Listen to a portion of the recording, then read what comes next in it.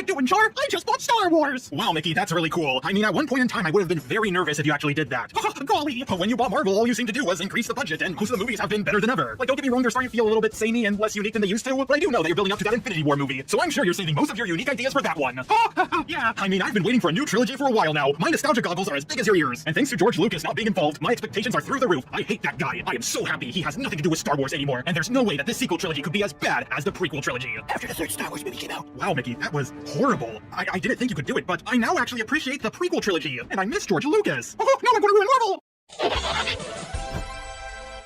In September 9th, 2022, I uploaded a video called Why I Fell Out of Love with the MCU. After She-Hulk came out, I just had to cut ties with them and tell the MCU, I no longer love you. But the MCU has only really been around for about a decade and a half, and I honestly thought the first Iron Man movie was just okay when it came out. It's not like I really grew up with it as far back as I can remember, but there is something that is at the very back of my memory card. A movie that holds a special place in my hard drive because it's the first movie I can ever remember seeing when I was a wee little robot. And that was Star Wars: A New Hope. The entire original trilogy was already made before I was even built in the factory. It had everything a young kid could want in a movie. A princess being captured by a guy in black armor. A young boy from a farm is taken on an adventure with a wise old man and given a special unique sword. And they have to save the princess from a fortress. And along for the ride is an outlaw with a non-human but still humanoid-like creature. And okay, hang on a second. This is just the most generic fantasy story ever. Princess is held in a fortress guarded by a black knight, and a boy from a farm needs to use his magic sword to save her. The only difference is it's in space. Okay, I'm sure it's a little bit more complicated than that.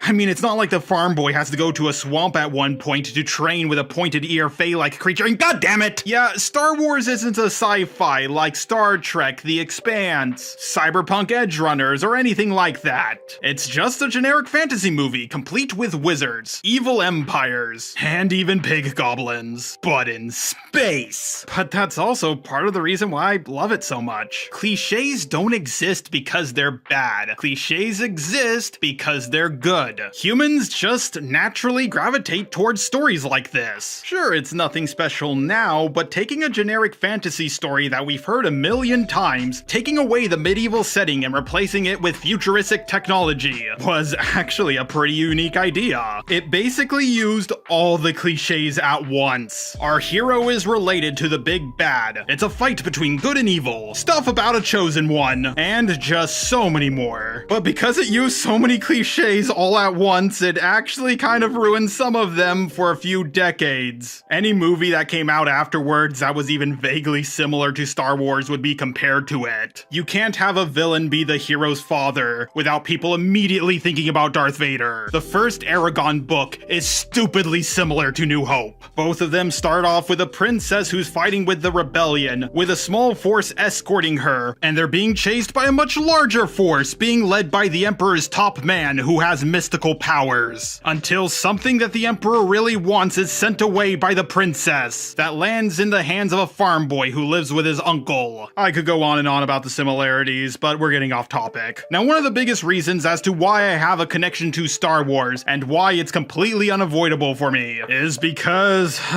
my real name is Luke. Growing up and constantly hearing people say, "Luke, I am your father," was so fucking annoying. I remember one guy made that joke and then said, "Oh, you've probably heard that one a lot, haven't you?" And I sarcastically said, "No, you're the first one." Oh god, I can't wait to see how many of you put that in the comments. There was also Luke, "May the Force be with you," but it was a little less common. Funny thing is though, Darth Vader actually never says that in the movie. He actually says, "No, I am your father." Also, here's a fun fact. You may notice that Luke's reaction to Darth Vader saying this seems a little bit off. Well, you see, George Lucas was really nervous about this plot twist being leaked. So he had the actor for Darth Vader, not James Earl Jones, the the guy in the suit say, "No, Obi-Wan destroyed your father." Only George Lucas, James Earl Jones, and I think a few other people knew what the twist was going to be, which in a way is technically correct, from a certain point of view. Now, my parents only had the first 2 movies on VHS, remember when those were a thing? So it wasn't until a few years later when I saw Return of the Jedi. Now I understand where all those scenes were from when I played the arcade Star Wars game at Chuck E. Cheese. It was almost like I was there in the early 80s waiting for this movie to come out. My mom picked it up from a yard sale. Do people do those anymore? I was older when I saw this movie, so it was easier for me to understand the themes. And this was the movie that made Luke Skywalker into my personal hero. And it's because despite Darth Vader killing his mentor, his friend Biggs, and chopping off his hand, Luke never gave up on his father. He knew there just had to be good in him somewhere. He let himself get captured. He fought against his father, and for a brief moment, he let his anger take control of him. Even nearly sacrificed himself to a slow, electrifying, painful death, just to show his father that he believed there was good in him, and this is his final chance to make things right. And if he's wrong, he'll die, but he's still putting all his faith in him. Even after being told by Darth Vader and his 2 mentors, Obi-Wan and Yoda, that there was no good left in him. This redeems his father just in time, and while his physical body may have been destroyed, his spirit at least still lives on. The name Luke actually means Lightbringer. No, not that Lightbringer. God, you guys completely killed the moment. The point is that Luke Skywalker, this fictional character, taught me to never lose hope in the ability for people to change for the better. And after I saw this movie, I discovered there were 2 more Star Wars movies that were prequels, with a 3rd one on the way. Now, the prequel trilogy is pretty controversial. There were a few defenders of it at first, but after the 2nd one came out, basically the common consensus was they were absolutely terrible. But there were a lot of people who did secretly like them, and in fact, loved them. And when Last Jedi was released, all those fans of the prequels who were in hiding finally came out of their basements to defend these movies. To give my brief opinion on the prequel trilogy, I of course loved them when I was a kid, because to me it was just more Star Wars. But as an adult, I do see that they have a few problems. Wrong. They're not as bad as the haters claim them to be, and they're not as good as the people who like these movies say they are. Wrong. The first one is kind of filler. Not really all that much happens aside from Anakin becoming Obi-Wan's Padawan, and Palpatine becoming the Supreme Chancellor. Aside from basically those 2 things, nothing else is really all that important. We didn't need Anakin to build C-3PO. We didn't need to know that Padme owned R2-D2. The Gungans were completely pointless, as well as the pod racing. But the royal ships looked pretty cool, along with the battle droids and Darth Maul. The sequel, Attack of the Clones, is considered the worst one, but I still like it better than the first. Seeing all those Jedis fighting along guys who wore armor that looked very similar to the Stormtrooper armor was just so cool to me. And yeah, the romance between Padme and Anakin is pretty cringe. And everybody was memeing on that line Anakin said about sand. But I don't think that line is quite as bad as most people think it is. Keep in mind, Anakin was a slave on a desert planet. What I believe this line is trying to convey is that Anakin just hates his old life, but he loves his new one with Padme, and he more than likely believes that if he never met her, he would still be on that desert planet, full of sand that is coarse, rough, and it gets everywhere. A lot of the clone trooper, ship, and tank designs are cool. The super battle droids are cool. And while a lot of people don't like Yoda versus Count Dooku, I just think it's badass finally seeing him fight. I think Count Dooku is also pretty cool. I mean, come on, he's played by Saruman. And dare I say it, I actually like the politics in this movie. The Confederation of Independent Systems, aka the Separatists, leaving the Republic so that they can govern themselves sounds very realistic. Personally, I think their actions are much more justifiable and have a lot more nuance than the Empire ever did. And then there was Star Wars Clone Wars. Whoa now, not that one. That that's Star Wars The Clone Wars. I'm talking about the Samurai Jack one. This is where we got our first on-screen appearance of General Grievous and Ventress. I don't know if this movie is considered canon, but in Star Wars The Clone Wars, when Anakin first comes across Ventress, he does reference that they had a fight previously, which could be a reference to Star Wars Clone Wars when he fought her as a Padawan. Yeah, she falls off a cliff, but that doesn't mean she's dead. Okay, I'm sick of saying Star Wars Clone Wars and Star Wars The Clone Wars. I'm just gonna call the one without the in it the Samurai Jack one. Now, the Samurai Jack ones have a little bit too much action in them, but wow, I think this is the most powerful on-screen appearance of the Jedi that we have ever seen, especially when it comes to Mace Windu and Yoda, who canonically were the two most powerful Jedi at the time. By the way, did you know Mace Windu has a purple lightsaber just because Samuel L. Jackson wanted one? I figure out who we had to talk to about your light color, your lightsaber color. Oh, well, good guys are green and blue, bad guys are red. That's just the way it works. No purple left? You might get purple.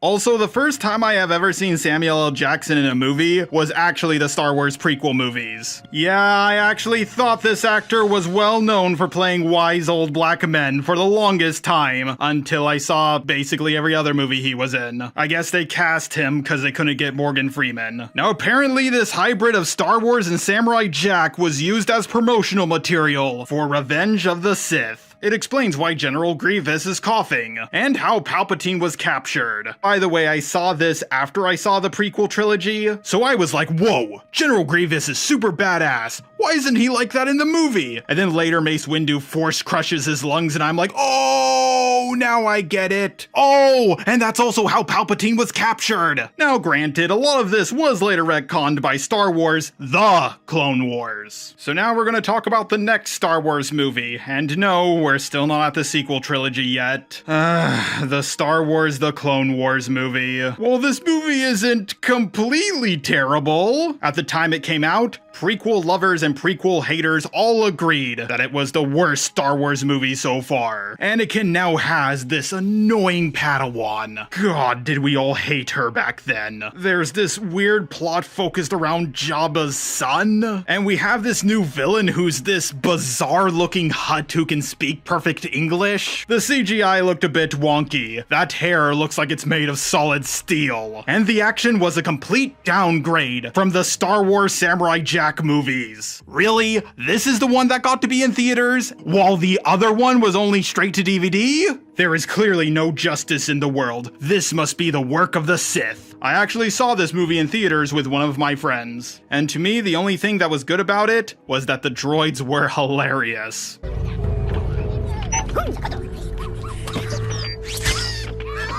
So when the show came out, people had pretty damn low expectations. But the first few episodes completely shattered those expectations because they were even worse than we thought they were going to be. The droids were a bit too goofy and it felt more like a kid's show than a family show. Take this upstairs, and be sure not to drop it. Whoa! Well, those 631s are not the brightest lights on the ship. Even in the movie, they weren't this bad. My troops are in position to begin searching the swamps for these rumored underwater villages. They will not stay hidden for long. The animation looked even worse, especially this infamous scene.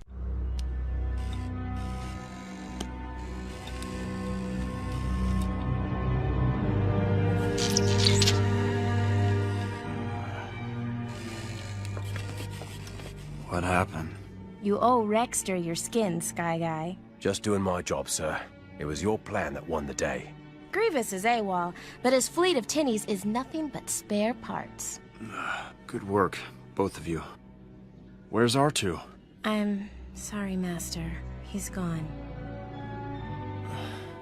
In episode 1, Yoda along with a bunch of clones are trying to get this group of aliens who seem to be the same race as Watto, I believe they're called the Todarians, to join them in the fight against the Separatists. But Ventress shows up first, and she tries to get the king to join the Separatists instead. The king wants to know who is greater, 1 Jedi or 100 battle droids. So the king is only picking the stronger side of the two. Wow, what a little bitch, and a stupid one at that. 1 space wizard versus 100 battle droids is not going to show you which of the two sides is stronger in a war. There are at the very least hundreds of millions of battle droids, and only about 10,000 Jedi, and Yoda is the strongest one. Now sure, Yoda does have some help from the clone troopers, and Ventress does send a lot more than just battle droids. She also sends super battle droids, tanks, and even droidicas. Honestly, I think she's losing a lot more troops than what this planet is worth. Keep in mind, droidicas are about 200 times the price of your average battle droid. The animation isn't good, the action isn't all that great, and it just feels like a chore to sit through. The only good part is when Yoda sits down with the clones and has a chat with them, which really humanized them in my opinion. So I decided to write this show off for a very long time, but one day I got into a debate with one of my friends on which was better, Star Wars Clone Wars or Star Wars The Clone Wars. Obviously I was arguing in favor of the Samurai Jack one, and while he did concede that it definitely has better action scenes, he told me a lot of interesting things that made me give the show another chance, and I'm glad I did. Ahsoka quickly became one of my favorite Star Wars characters. Her story arc is very interesting, especially when she leaves the Jedi Order. Watching her grow from an annoying kid who holds her lightsaber upside down to a very mature, kind, and wise leader who wields 2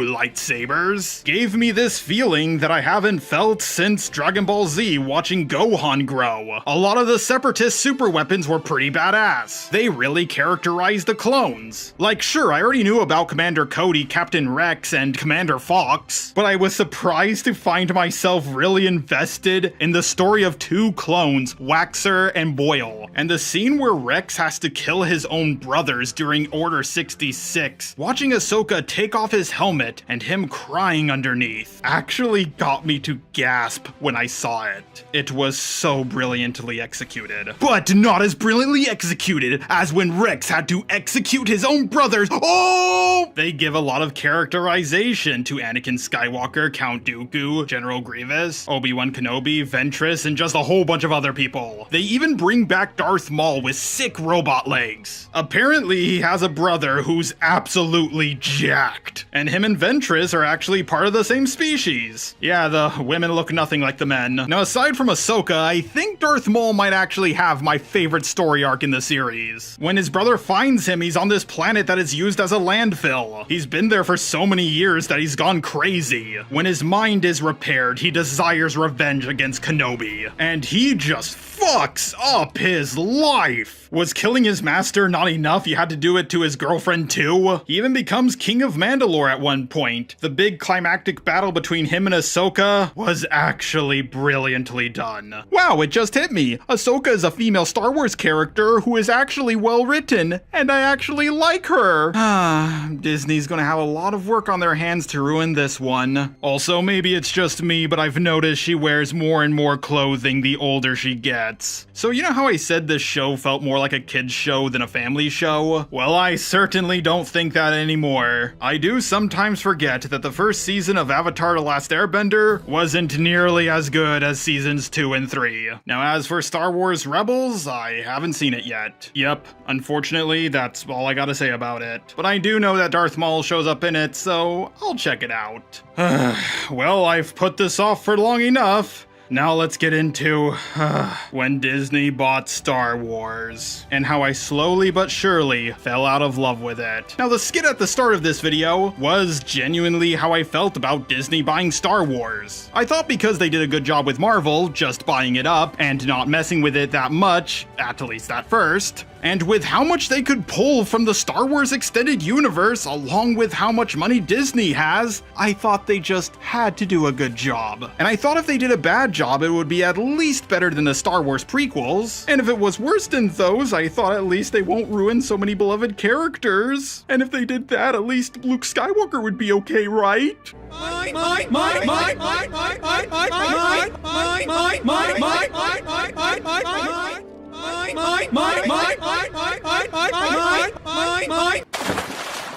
So first, let me go over what I actually liked about the Star Wars sequel movies. The first 5 minutes, and that's about it. We had new characters, the special effects and props looked amazing. Okay, the one good thing that came from Disney buying Star Wars is just how amazing the effects are. But that's just eye candy. Special effects don't make a movie good. I'm talking to you, James Cameron. But of course, the coolest scene is when Kylo Ren freezes a blaster bolt in midair.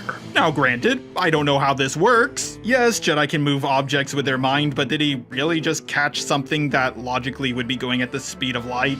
And also just hold it there? Like when he leaves, it just keeps flying. But I do still have some issues with these first 5 minutes. We have a droid whose head looks like R2-D2, and a body that is just a stupid design. We have stormtroopers again, and a villain wearing all black. And they're chasing a guy who is in possession of intel they seek, and he narrowly gets out of dodge before they get him. Yeah, this is a complete ripoff of Aragon. I mean Star Wars A New Hope. Now, we already knew that they were going to do some of this stuff after we saw the trailers, but this was a lot more on the nose than I was expecting. But there are some things that are different. A stormtrooper goes rogue, and we haven't seen that in a Star Wars movie yet. So let's go over our two characters we have. There's Poe.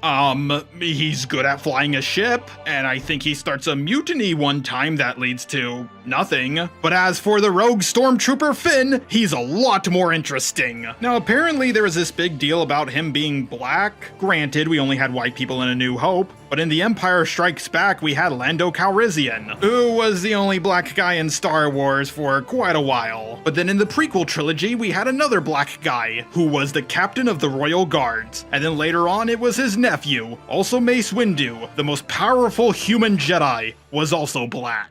So for black people in Star Wars, we have an extremely wealthy man, two captain of the guards, and the second most powerful Jedi on the council. But Finn is just a generic soldier. But at the very least, he is one of the main characters. Now in this movie, while he's not that tough and he's a bit of a coward who constantly runs away from conflict, his story arc shows him getting braver and braver until he finally, with lightsaber in hand, faces his fear, stares down Kylo Ren, the most powerful man he knows, and he just gives him a look that says, "Bring it on, bitch." Oh my god, this sounds like an interesting character. What are they gonna do with him in the next movie? Well, it starts with him doing something silly. Haha, look, he fell on the floor. Then he has a story arc that leads to nothing. Oh boy, he's immediately back to being a coward? Oh wow, looks like all his character development got reversed. But at least he gets a new companion. No, not the one from Doctor Who. It's this Asian girl who's an even more hated character than Jar Jar. She will show him the evils of war and how capitalists profit from it, even though he's an fucking ex-stormtrooper. You know, basically a space Nazi. Now there's this deleted scene where Finn and Rey are running away from stormtroopers. Rey is not really good at shooting and Finn is not really good at driving. Eventually they switch. Rey is good at driving, well, I guess just because. I really don't know how she could be. She grew up poor and didn't really own a car. Like, have you ever met someone from New York? They don't know how to drive for shit. But Finn being good at shooting does make sense because after all, he's an ex-stormtrooper. How is that possible? Stormtroopers suck at shooting. Hahaha, no they don't. This is just a myth we Mandela'd ourselves into believing. First of all, the Tusken Raiders are good enough shots to hit speeders, and it's mentioned by Obi-Wan Kenobi that stormtroopers are much more accurate than Tusken Raiders.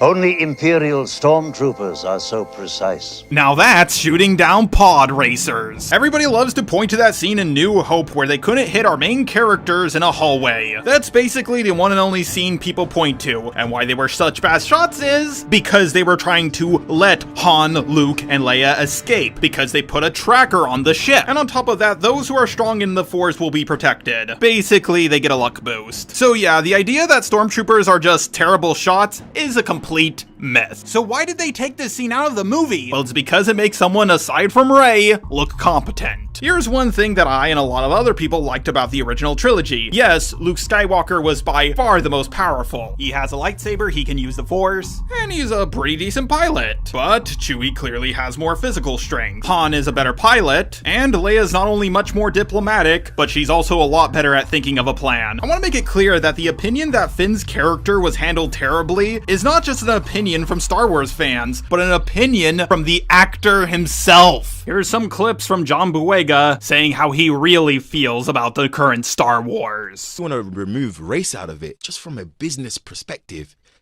Don't tease no black. You know what that does to black people? You know how you guys got everybody motivated around Black Panther? Don't tease no and market no Black Panther, market a black actor and switch and bait. Switch it, yeah. You don't do it with white actors. You don't do it. You don't. So don't think you can have this skill set where you're going to put everybody on plasters. You got white people and black people excited.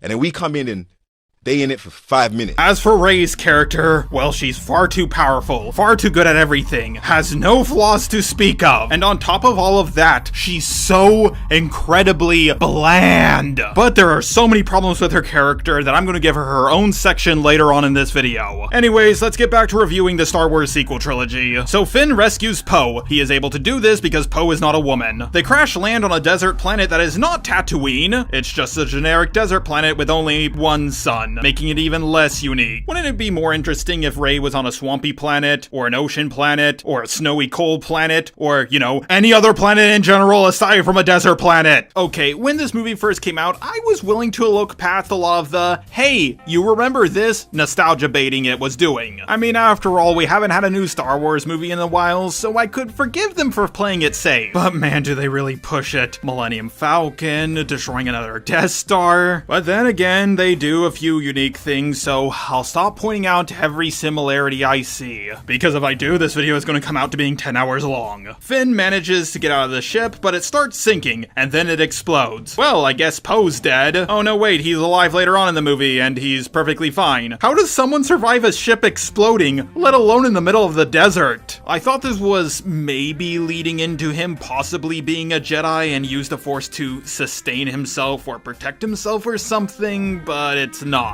He just survives the explosion for no reason given. Finn comes across Rey and she gets attacked by two men who she easily defeats. Keep in mind, Luke got his ass kicked by a sand person and had to be saved. To anyone who believes that Luke is a Gary Stu and Rey isn't a Mary Sue, can you explain to me how that's possible with a scene like this? And here's another question I have. What does Rey beating these two guys add to the story? Nothing. Absolutely nothing. You could completely cut it out and legitimately nothing would change. Now, there's two ways this could have added to the story. One, she could have secretly been a Jedi who just had her memories erased, and that's why she's so good at combat. Or two, Finn could have joined the fight and helped her out. That's how they could have originally met and possibly started a friendship over it. But that would involve a man saving a woman, and we can't have that in a modern day movie. Now here's how I would have fixed this scene. Finn would have run in to help Rey, and said things like, "You alien scum! How dare you attack a human?" You see, the Empire is very well known for being bigoted against non-human species. This could set up a storyline for Finn to learn to not be bigoted against non-human races. It makes the Empire look evil in a unique way we haven't seen in the movies, it creates a progressive message, and it gives Finn an actual fucking story arc. But I guess this movie wouldn't have sold as well in China if they did that. By the way, have you ever noticed that Finn got smaller and smaller on the posters as the movies went on, and that he's actually completely taken out of the Chinese version? Yeah, I just want to bring that up so you know that America is not the most racist country in the world. They're then attacked by ships sent from the Empire. Oh, I'm sorry, the First Order. They're so similar, I forgot they're actually different. They go into the Millennium Falcon, which is just sitting there with the keys still in the ignition, and it's fully fueled and everything. I mean, wow, what a convenient thing for the plot to move forward. Out of the tens of billions of ships they could have come across, it just so happened to be that one. In New Hope, if Luke and Ben didn't get on the Millennium Falcon, they would have gotten on some other guy's ship. But to give the film film credit for one thing, this action scene is amazing. Flying through the wreckage of a Star Destroyer, having their gun get jammed, and then them doing this really specific maneuver so it can fire and destroy the other ship was just amazing. In fact, I can't believe I'm actually saying this, but this might be my favorite ship battle in all of Star Wars. I just wish it was done with characters I actually cared about. They run into Chewie and Han Solo, who are, actually good characters in this movie. Their characters weren't ruined, and they were used, in my opinion, just the right amount. Han Solo to this day is doing deals with powerful criminal gangs. And of course, right after he meets Rey and Finn, his deals come back to bite him in the ass. Now some of you may say, wait, didn't he become a general and get married to a princess? Wouldn't he settle down after that? Well, it's totally possible that could have happened. He could have also had a midlife crisis, or just missed the thrill of adventure. So personally, this didn't ruin his character for me. That being said, while this action scene with the criminal gangs and the weird looking monsters does look cool, it's completely pointless to the plot. One counter argument I hear from fans is, well, this scene is still shorter than the opening of Return of the Jedi, and that scene was also pretty pointless. Well, the point is, they had to rescue Han, and it also expanded the Star Wars universe a little bit. Plus, those movies came out in the 70s, when people had much greater attention spans. I don't hate this scene nor love this scene, it's just, okay. Kylo Ren is talking with Emperor Snoke, who looks like the love child of the alien from Crystal Skull and the Emperor, after he got burned. But who is this guy? Is he a secret apprentice of Emperor Palpatine? Or maybe the opposite, his master, Darth Plagueis the Wise? Or is he just some guy? Well, for the longest time he was, until they made it even lamer with him being a clone of Palpatine who was being puppeted by him.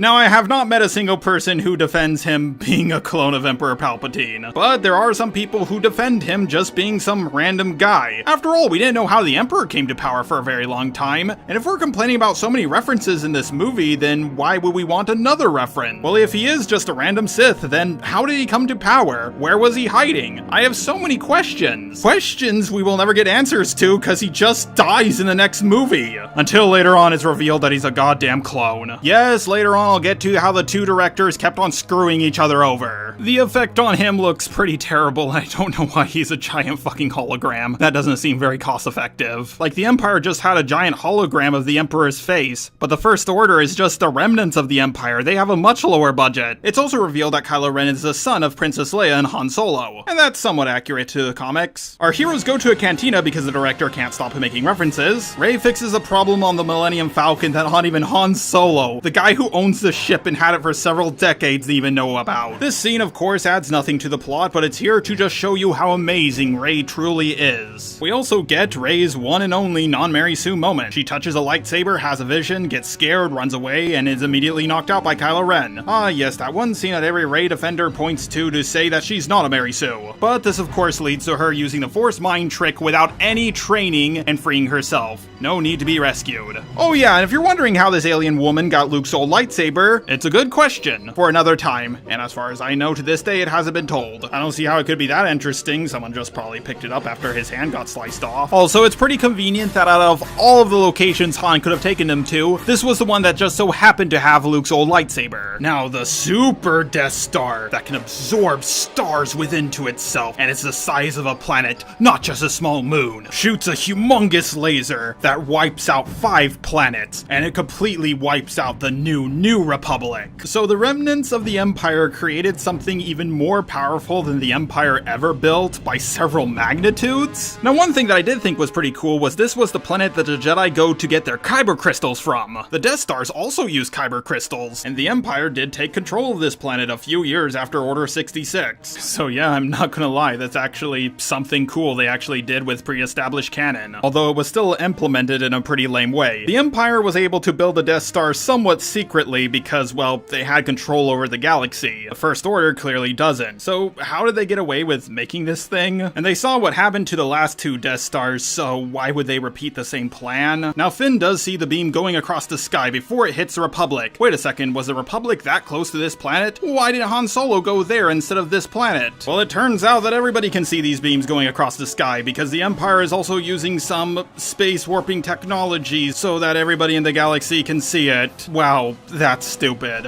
Why is it that every time Disney tries to fix a plot hole in Star Wars, it just makes it 10 times worse? The First Order attacks the canteen. Rey, despite never using a gun before in her life, uses a pistol to take out multiple stormtroopers, and then she's captured. Finn uses a lightsaber and comes across a stormtrooper who has a shield and a gun, who throws it to the side to use this weird electric baton thing. Bro, you have a gun, just shoot him. Oh, but they're actually trying to capture him because he's a traitor. Yeah, if only stormtroopers were able to set their guns to stun or something. Han and Leia meet up again, which is the first and only time it will ever happen in this movie. Finn and Poe meet again. How did Poe survive? Well, it's a good question for another time. The soccer ball droid, just designed to sell toys, shows the last piece of the map to Luke Skywalker's location, which raises a lot of questions. If Luke didn't want to be found, why would he leave this map piece behind? R2 has the rest of the map, so it's useful, but wouldn't you only need one piece? The last piece? I mean, it's a galaxy. Don't they have like an entire map of the galaxy? They would just have to put it in and cross-reference it and say, oh, it's that planet. Kylo takes off his mask, revealing there was no reason for him to have it on in the first place. Because Rey once saw the final piece of the map, which Kylo Ren somehow knows about, he tries to force torture her for the information of Luke's whereabouts. But Rey, despite never using the Force in her life, manages to beat him, and then Kylo stupidly leaves a weak-willed guard to watch over her, letting her easily escape. You know, I've made a lot of rules for what counts as a Mary Sue. I think I'm gonna add a new one, and that's super convenient things happening so the plot can move forward. The new Super Death Star is protected by a shield, which is on the planet itself. I won't lie, I do like how every Death Star is just such a massive improvement over the last one. But after this, I don't see how they can improve it any further. I mean, I hope they don't do something really stupid,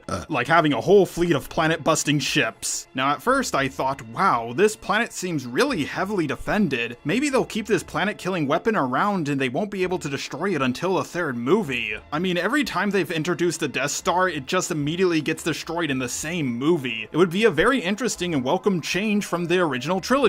But no, of course, they do something really stupid. It turns out that a ship can bypass the shield if it goes into hyperspace. Trust me, this will lead to a lot of problems later on, but I'll get to that when I do. Han Solo flies towards the planet and manages to get out of hyperspace just before hitting it. On his first try, he didn't turn it off too soon, or God forbid too late. Modern computers probably couldn't pull this maneuver off. You know what? Fuck it, that's one Mary Sue point for Han Solo. I'm honestly shocked they didn't have Rey do this, but she was captured, so they couldn't. Finn, Han, and Chewie capture Captain Phasma. I honestly forgot to mention her because she's so irrelevant in these movies. And yes, I know she's played by the giant woman from Game of Thrones. You don't have to tell me in the comments section. She's held at gunpoint and turns off the shield, even though her armor is made of presumably Beskars, so those blasters should bounce right off. Wow, what a wasted character. Not even the other female characters can do something because it's all about Rey. Honestly, I just wish she did something cool. Not gonna lie, I actually thought she might have been Boba Fett's son or something for the longest time. Wasn't she completely loyal to the Empire? Wouldn't she just take the bullet? Does the control room for a shield that's this important really only require one person and it's so close by as well? Man, this movie is stupid. Now that the shield is down, X-Wings go to blow up the planet. All 12 of them. Like, seriously, that's all they got? This planet is covered in soldiers. They're gonna need way more than that. Maybe the Resistance just doesn't have enough ships. Oh wait, they do. If only they had like a really powerful bomber, like a U-bomber, to bomb the whole thing.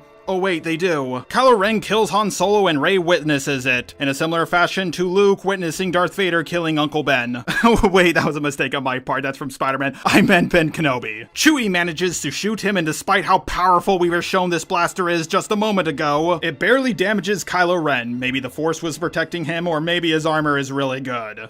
Now there is a fight scene between Rey, Finn, and Kylo Ren. Seeing Finn stand up to Kylo Ren is the first and last time we ever see him do anything cool in these movies. Basically, everyone thought they were leading into him being Force sensitive or something. But no, that would make someone aside from Rey look competent. Also, the Chinese probably wouldn't be too happy about it. Now, Rey doesn't actually defeat Kylo Ren. She's only evenly matched with him and able to hold her own. Personally, I would have had her hand get sliced off because honestly, that seems like a rite of passage for the main characters in Star Wars. The Super Death Star is destroyed. Our heroes are returned home. Leia walks right past Chewie and gives Rey a hug. Yeah, not even sequel defenders like this scene. Oh, Rey, I'm so sorry a man you only knew for a day just died. Really, you should be the one comforting me since he was my ex-husband, but I guess not. Hey, Leia, what about me? I knew him even longer than I knew you too. Yeah, but I don't want to comfort you because you stink. Can I at least get a medal later on? Maybe. Yay. red. Oh yeah, I almost forgot to mention C-3PO's arm is red. No, I don't know why. But now he has his gold arm back. Rey says goodbye to Finn and everyone else, and her and Chewie decide to go look for Luke. I don't know why they're trusting this random person they just met to find Luke, but whatever. Wouldn't Leia want to see him after all this time? We get to the moment where people went fucking nuts in the theater. Rey walks up to a hooded figure. He removes it, and it's Luke Skywalker himself. She holds out Luke's old lightsaber to him, and, well, that's where this movie ends. This is certainly a flawed movie, but so are all the other Star Wars movies. It made a little too many callbacks and references, and it was basically just a shot-for-shot remake of A New Hope. When this movie came out, I would say that about 90% of people liked it, including old Star Wars fans, and that includes me.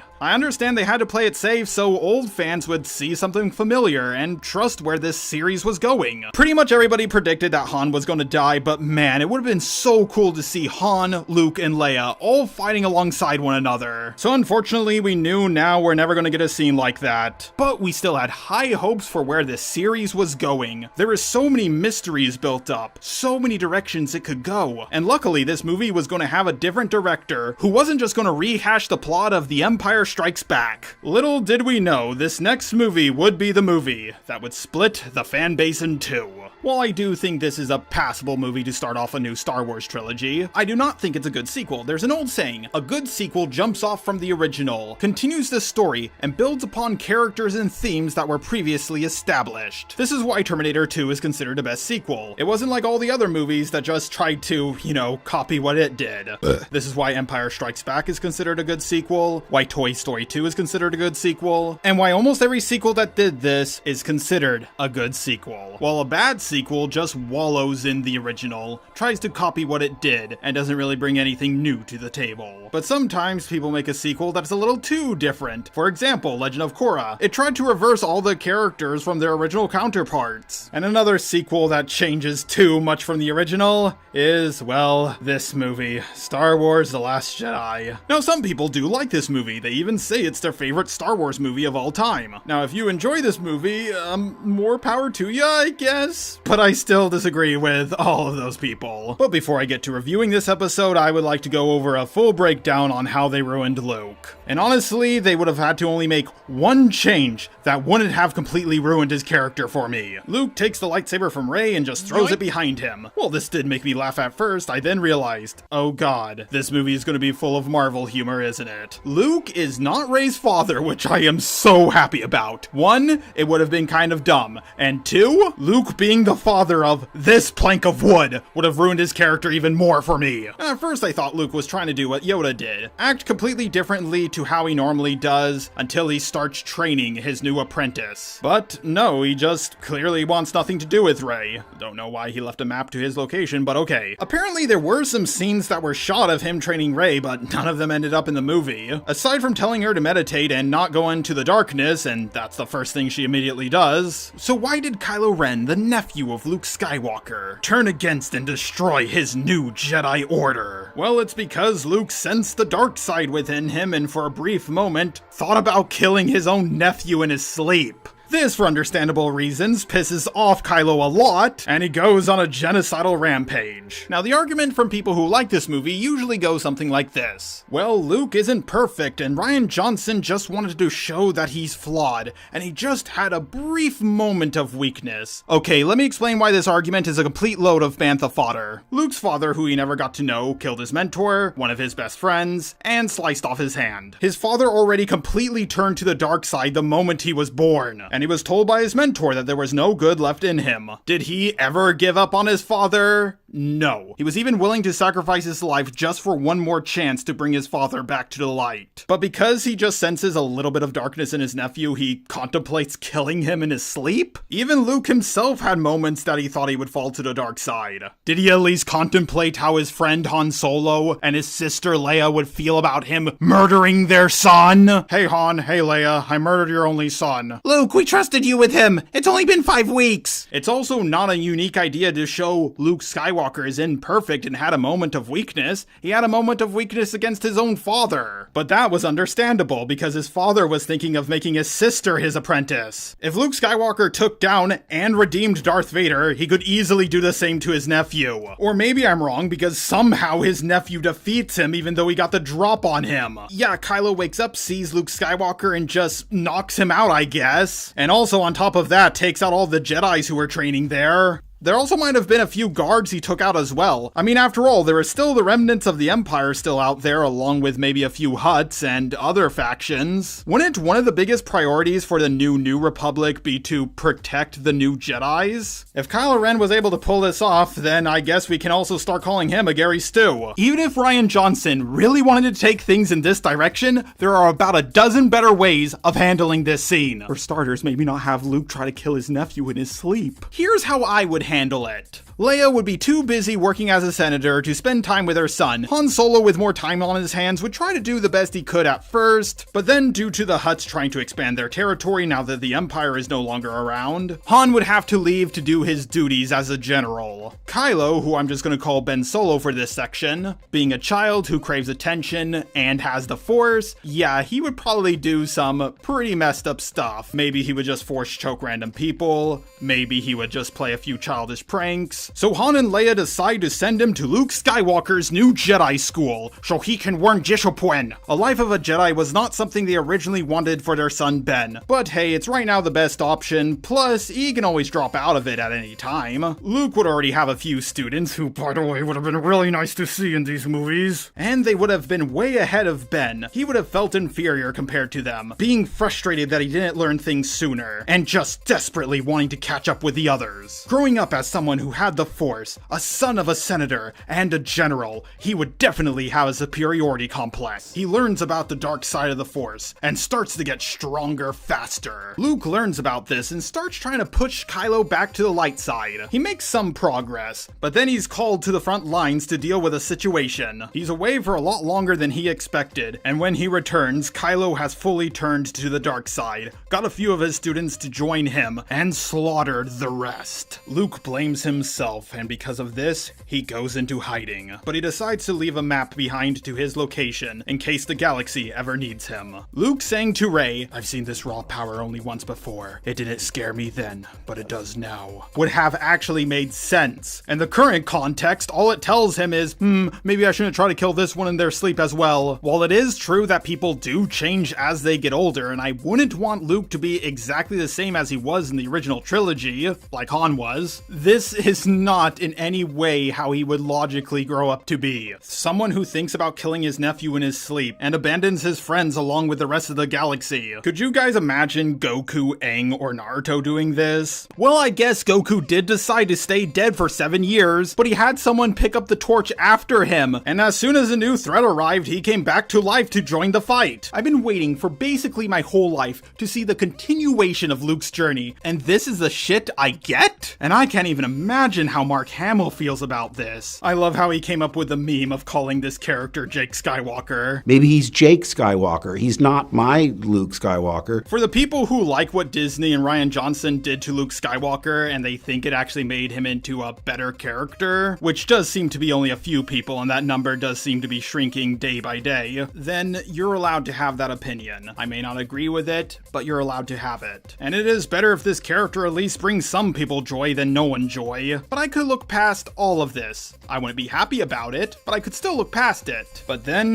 Rian Johnson decides to kill Luke Skywalker's character off. Most of us who were fans of Luke didn't even see it coming. Luke Skywalker makes a Force projection of himself, which, to be fair, does seem like something the Force can do. I mean, if it can mind trick people, then the more advanced version would be making people think you were really there. And he does it from pretty far away, which is kind of badass. And somehow this kills him. Now, I guess you could make the argument that it required so much energy to use that it extinguished the rest of his life force. But when has the Force in any of the movies been established to be able to kill its own user if they push it too far? Yes, Luke clearly didn't have the power to take an X-Wing out of a swamp. He was struggling. But we never see any Jedi ever struggle when it comes to a mental technique. But even if you can't explain how this killed him, he's dead. He's not coming back in any more of the movies. Even if you like what they did to Luke Skywalker, did you really like that they ended his story right here. You guys could have gotten what you wanted, and us true fans could have also got what we wanted. In the next movie, he could have done something cool. They could have expanded on his story more. We could see what another director would do if they had a crack at it. But nope, his character is killed off, which is also pretty bad business-wise for Disney. Keep in mind, Disney Plus temporarily went down after the season 2 finale of Mandalorian released, just because Luke Skywalker was in it. So many people watched the episode all at once that the site couldn't handle it. A site, mind you, run by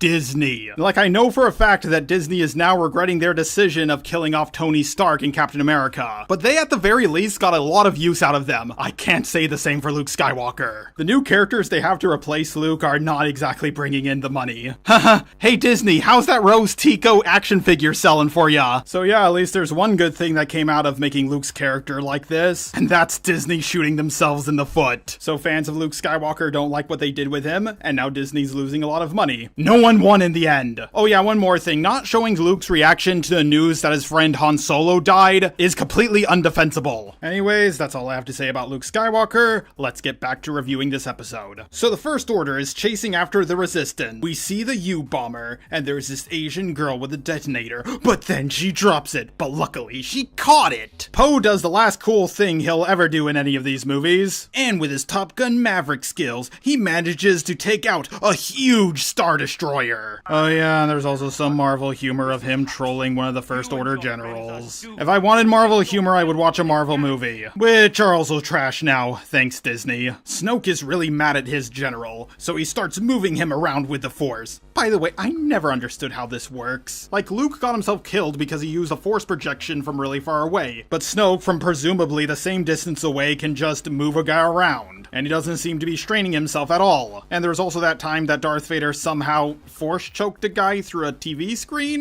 Didn't know I could choke you through the TV, did you?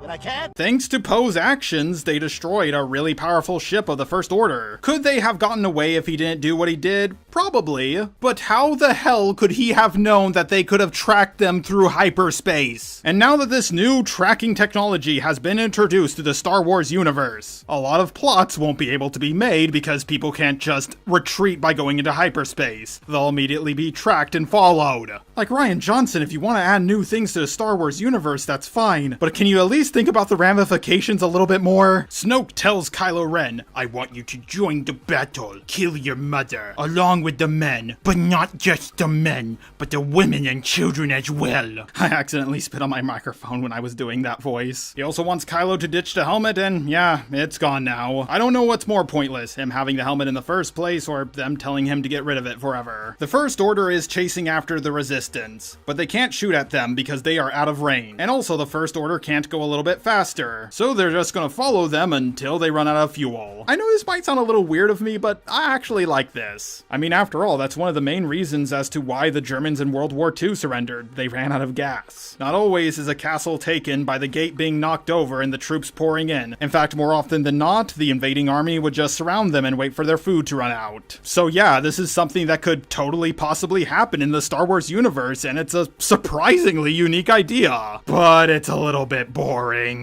Kylo Ren joins the battle.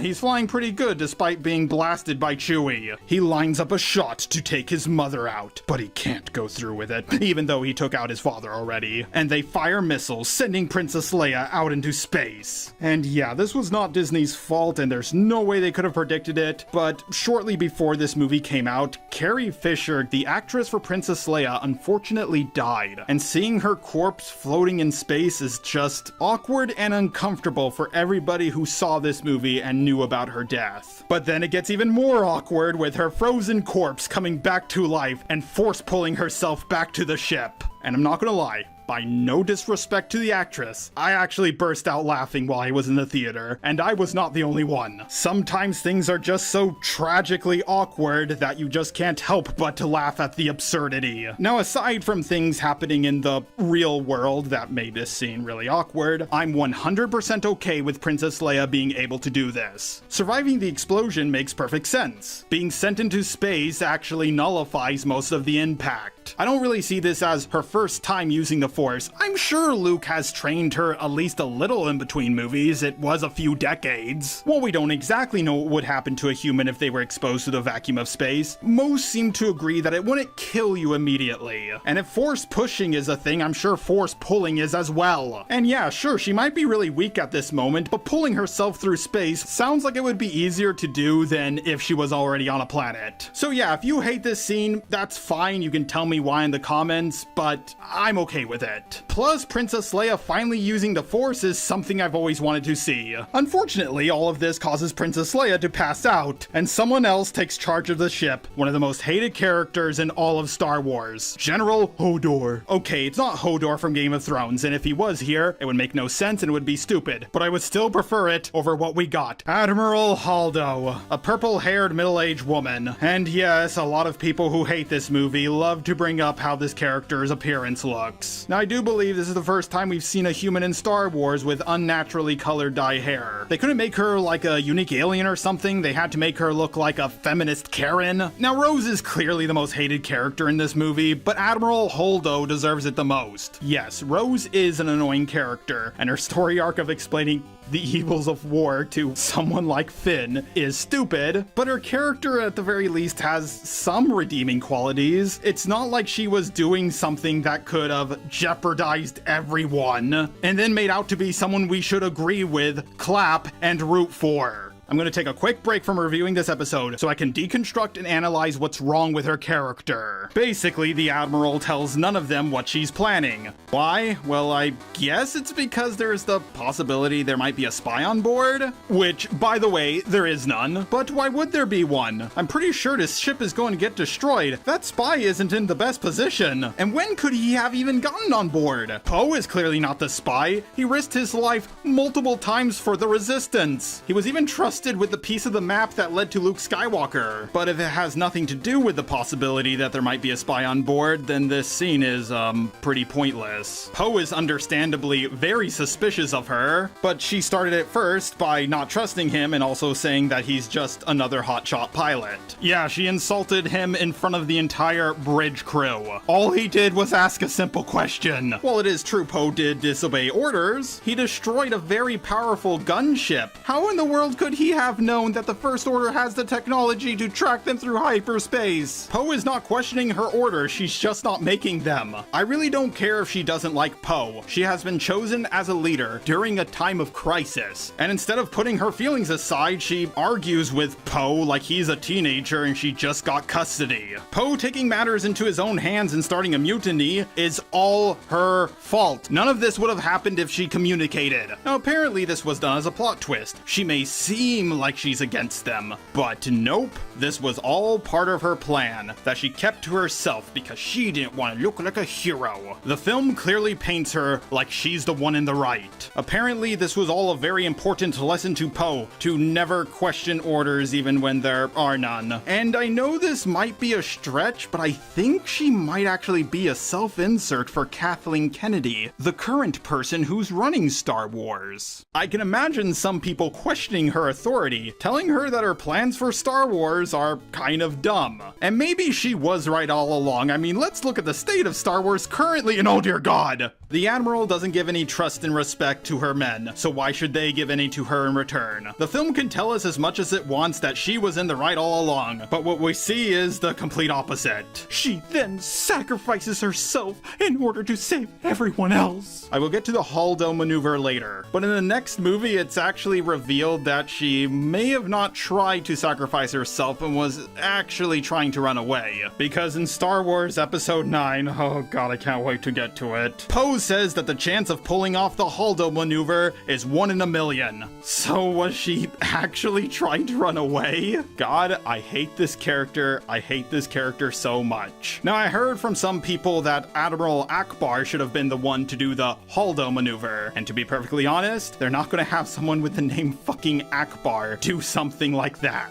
Her entire character and the entire plotline based around her wouldn't have been as bad if the movie didn't pick a side. Anyways, let's get back to reviewing this movie. Oh wait, oh god, I've talked about everything so far except for the Rose and Finn storyline. It's a really pointless story that goes on for about a quarter of the movie. Even people who like this movie do not like this side plot.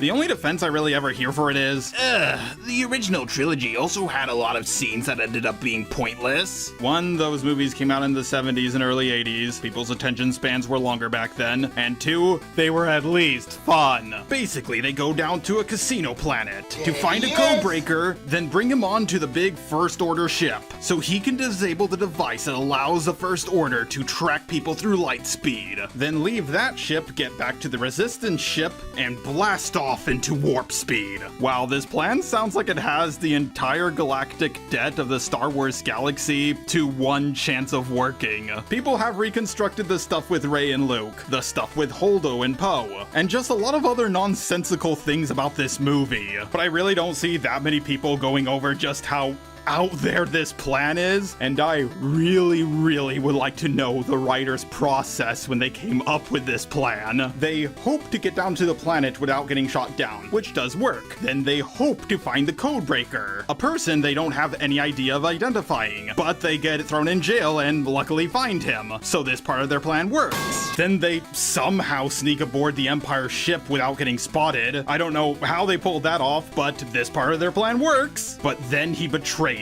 them and they get captured. Oh my god, this plan seems so foolproof. And even if he didn't betray them, they would have to, out of luck, get off that ship and back to their old one. I mean, the fact that their plan didn't fail sooner is actually quite astonishing. Now, the casino planet itself looks nice, but it's pretty boring. Coming across the codebreaker by accident because they got thrown into prison, holy shit, is that convenient. The social commentary about the 1% is just so awkwardly shoved in. My sister and I grew up in a poor mining system. The First Order stripped our ore to finance their military, then shelled us to test their weapons.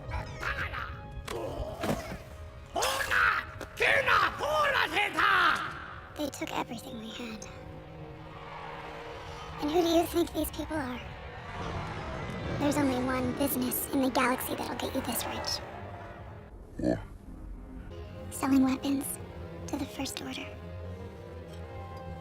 I wish I could put my fist through this whole lousy, beautiful town. And I also find it weird that this message is being preached to us by Disney, of all companies. This is like George Orwell's book, 1984. The codebreaker stutter is just so unnatural and annoying. It just comes and goes. The alien horses were pointless. The slave children were pointless. This scene is the most boring and surprisingly most nonsensical part of the movie. But most people don't talk about how nonsensical it is because, well, they always skip this part. And I can explain why. Because it only exists for one purpose. It's to give us very clunkily added in social commentary. Anyways, after they get captured, they're saved by BB-8. It's kind of weird to think that this droid has a body count, and is also more useful than Finn. We get our final confrontation between Finn and Captain... Hang on, let me look this up real quick. Oh, okay, that's her name. And Captain Phasma. Okay, I guess they're bitter enemies or something. Did anybody care about this? Like, when was the last time someone who actually liked this movie said, oh yeah, the rivalry between Finn and Captain Phasma was just such a cool and integral part of the story? And Finn doesn't even get the win against her. Holdo, after ramming the ship into them, causes her to fall to her death. I can't believe I'm saying this about modern Star Wars, but wow, what an underutilized female character. Like, she seems to take up the same role as Jango Fett and Boba Fett. Boba Fett was at least taken out in a funny way, and there was a chance he could come back, and he did. And honestly, out of all of them, Jango Fett was handled the best. That's another point for the prequel movies. Aren't you happy that we spent more time on the casino filler than our fight with Finn? Cause I'm not. Oh god, I just realized something. I meant to review this in chronological order, but the character analysis of Luke, Holdo, and summing up the bland casino plot, I don't have much left to review of this movie before the final confrontation. Okay, let me just quickly go through the small parts that I missed. Rey and Kylo can apparently communicate with one another through this rift in time and space or something because they're a Force didact.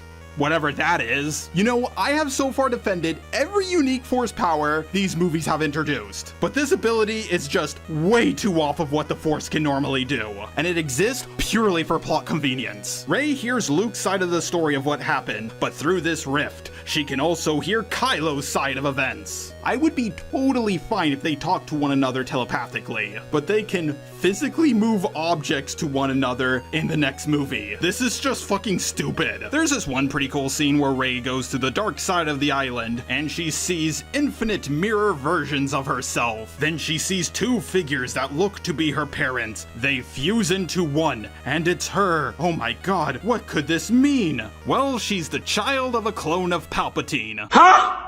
Yep, but Poe did learn a lesson from Admiral Holdo, and decides to not look like a hero by not sacrificing himself. Wait, what? That's exactly what she did 5 minutes ago! So it's okay for her to sacrifice herself, but not him? He calls a retreat, but Finn isn't running. It's time to complete his story arc of no longer being a coward and facing danger head on. Even though he learned that in the last movie, but whatever. And then, right before he does, Rose pushes him out of the way. And this is why so many people hate this character. Okay, let's break this scene down. First of all, Finn was going at full speed and going in one direction the full time. How could she have caught up with him, turned, and knocked him out of the way? Well, you got me. By all accounts, it doesn't make sense.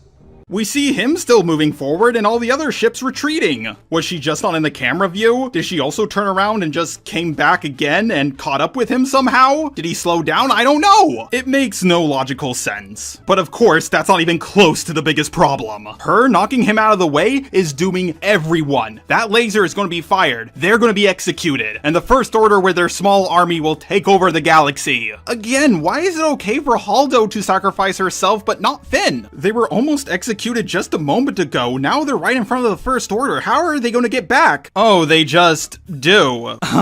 What? They didn't have their ships anymore. Did they just sprint all the way back and avoid all those lasers? Did they get into a trench or something? It doesn't seem like there's a trench around them. Rose doing this really injured her and Finn, so there was a chance she could have killed them both. At the very least, one of them. I mean, after all, she did pass out. So this makes her chances of getting back even less likely. So somehow Finn, while covered in cuts and bruises, along with a few possible broken bones, just put Rose on his back and made it all the way to the base, while there was an army right behind him, shooting at him the whole way. Oh my god, Finn might actually be the most powerful character in all of Star Wars. Or maybe this scene is just stupid and makes no sense. Yeah, it's probably that. But I'm sure this nonsensical scene just had to be added in the script so it could say something important. Rose tells Finn that they need to fight for what they love and not fight against what they hate. Then she kisses him without his consent, by the way, so it's sexual assault, and passes out. Did they have that kind of relationship? Did I miss something? This scene is by far the worst part in the entire movie. I do not care if it was for love. What Rose did could have gotten the entire Resistance, herself, and Finn killed. So to recap, this scene makes Rose the worst character in all of Star Wars. It's full of plot holes. It goes against exactly what Holdo did, even though they were saying this is what Holdo wanted for some reason. And most importantly, it took away Finn's chance to become one of the greatest Star Wars characters. Luckily for the Resistance, Luke shows up to fix everything. And we at long last get at least one cool moment with him after waiting several years. He gives Leia some dice, which these movies treat like it's supposed to be super important or something. They were just a prop on the Millennium Falcon. Most hardcore fans didn't even know what they were at first, so how would the normies know? He kisses his sister, but at least it's not on the mouth this time. He comes outside and Kylo orders all his men to fire upon him, but it doesn't do any damage at all. Now we do learn that this is an illusion later on, but at the moment I thought Luke was just super powerful like he was in the comics and became one with the Force or something. And also, is it just me, or does this feel like something from Dragon Ball Z? A bunch of lasers get fired at a guy, creating a cloud of smoke. The guy who fired the lasers thinks his opponent is dead, but then he either comes out of the cloud of smoke, or the cloud disappears dissipates, and it's revealed that he's perfectly fine. Kylo Ren, stupidly by the way, challenges Luke to a duel. Bro, you just saw what happened after he got hit by a bunch of lasers. What chance do you stand against him? He takes a few swings, but Luke is dodging them. Haha, you can't hit me, you can't hit me. But then he feels bad for Kylo, so he lets him get a free hit. But it turns out it's just an illusion. Okay, this movie was shit, but at least the old director's coming back, and he's gonna make Luke do some cool shit, and okay, he's dead. Rey helps the Resistance escape by moving a whole bunch of boulders. Wow, pretty impressive for her first time using the Force to move something. I mean, Luke couldn't even take an X-Wing out of a swamp with some training, and she had none of it. The Resistance finally gets aboard a ship, Leia finally hugs Chewie, and then they fly off. Oh yeah, apparently one of the slave children can use the Force. Oh my god, how can they possibly wrap up the story with just one more movie? The director is completely written into a corner. I have no idea why anyone at all likes this movie, let alone say it's their favorite Star Wars movie, because so far, this is the worst one, by far. But believe it or not, the next one is actually somehow even worse. Not even people who like Last Jedi defend it. The first movie, about 90% of people liked it when it came out. This one, about 50-50. But the last one, I have seriously not met a single person who actually likes it. This was the only one of the three that I decided not to see in theaters, and I didn't see it until way after it came out. Like, even the advertising for this movie made me know it was going to be bad. Palpatine is back. He somehow survived after exploding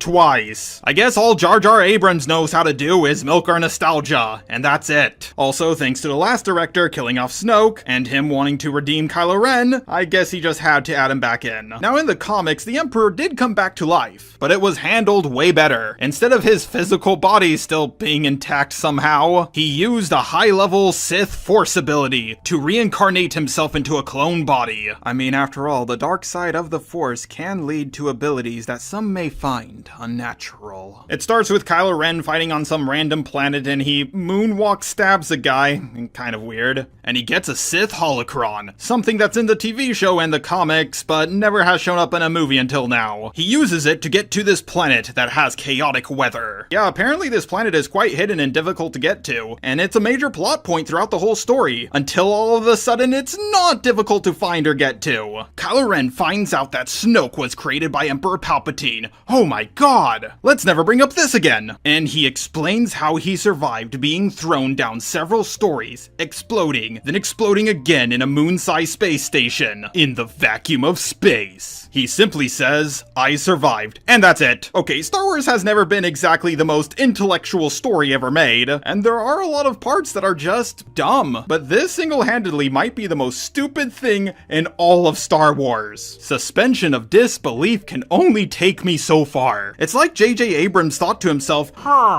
people seem to think that Rian Johnson made the most stupid scene in all of Star Wars, with that scene of Rose stopping Finn from sacrificing himself. But I will make an even stupider scene in the very first part of the movie.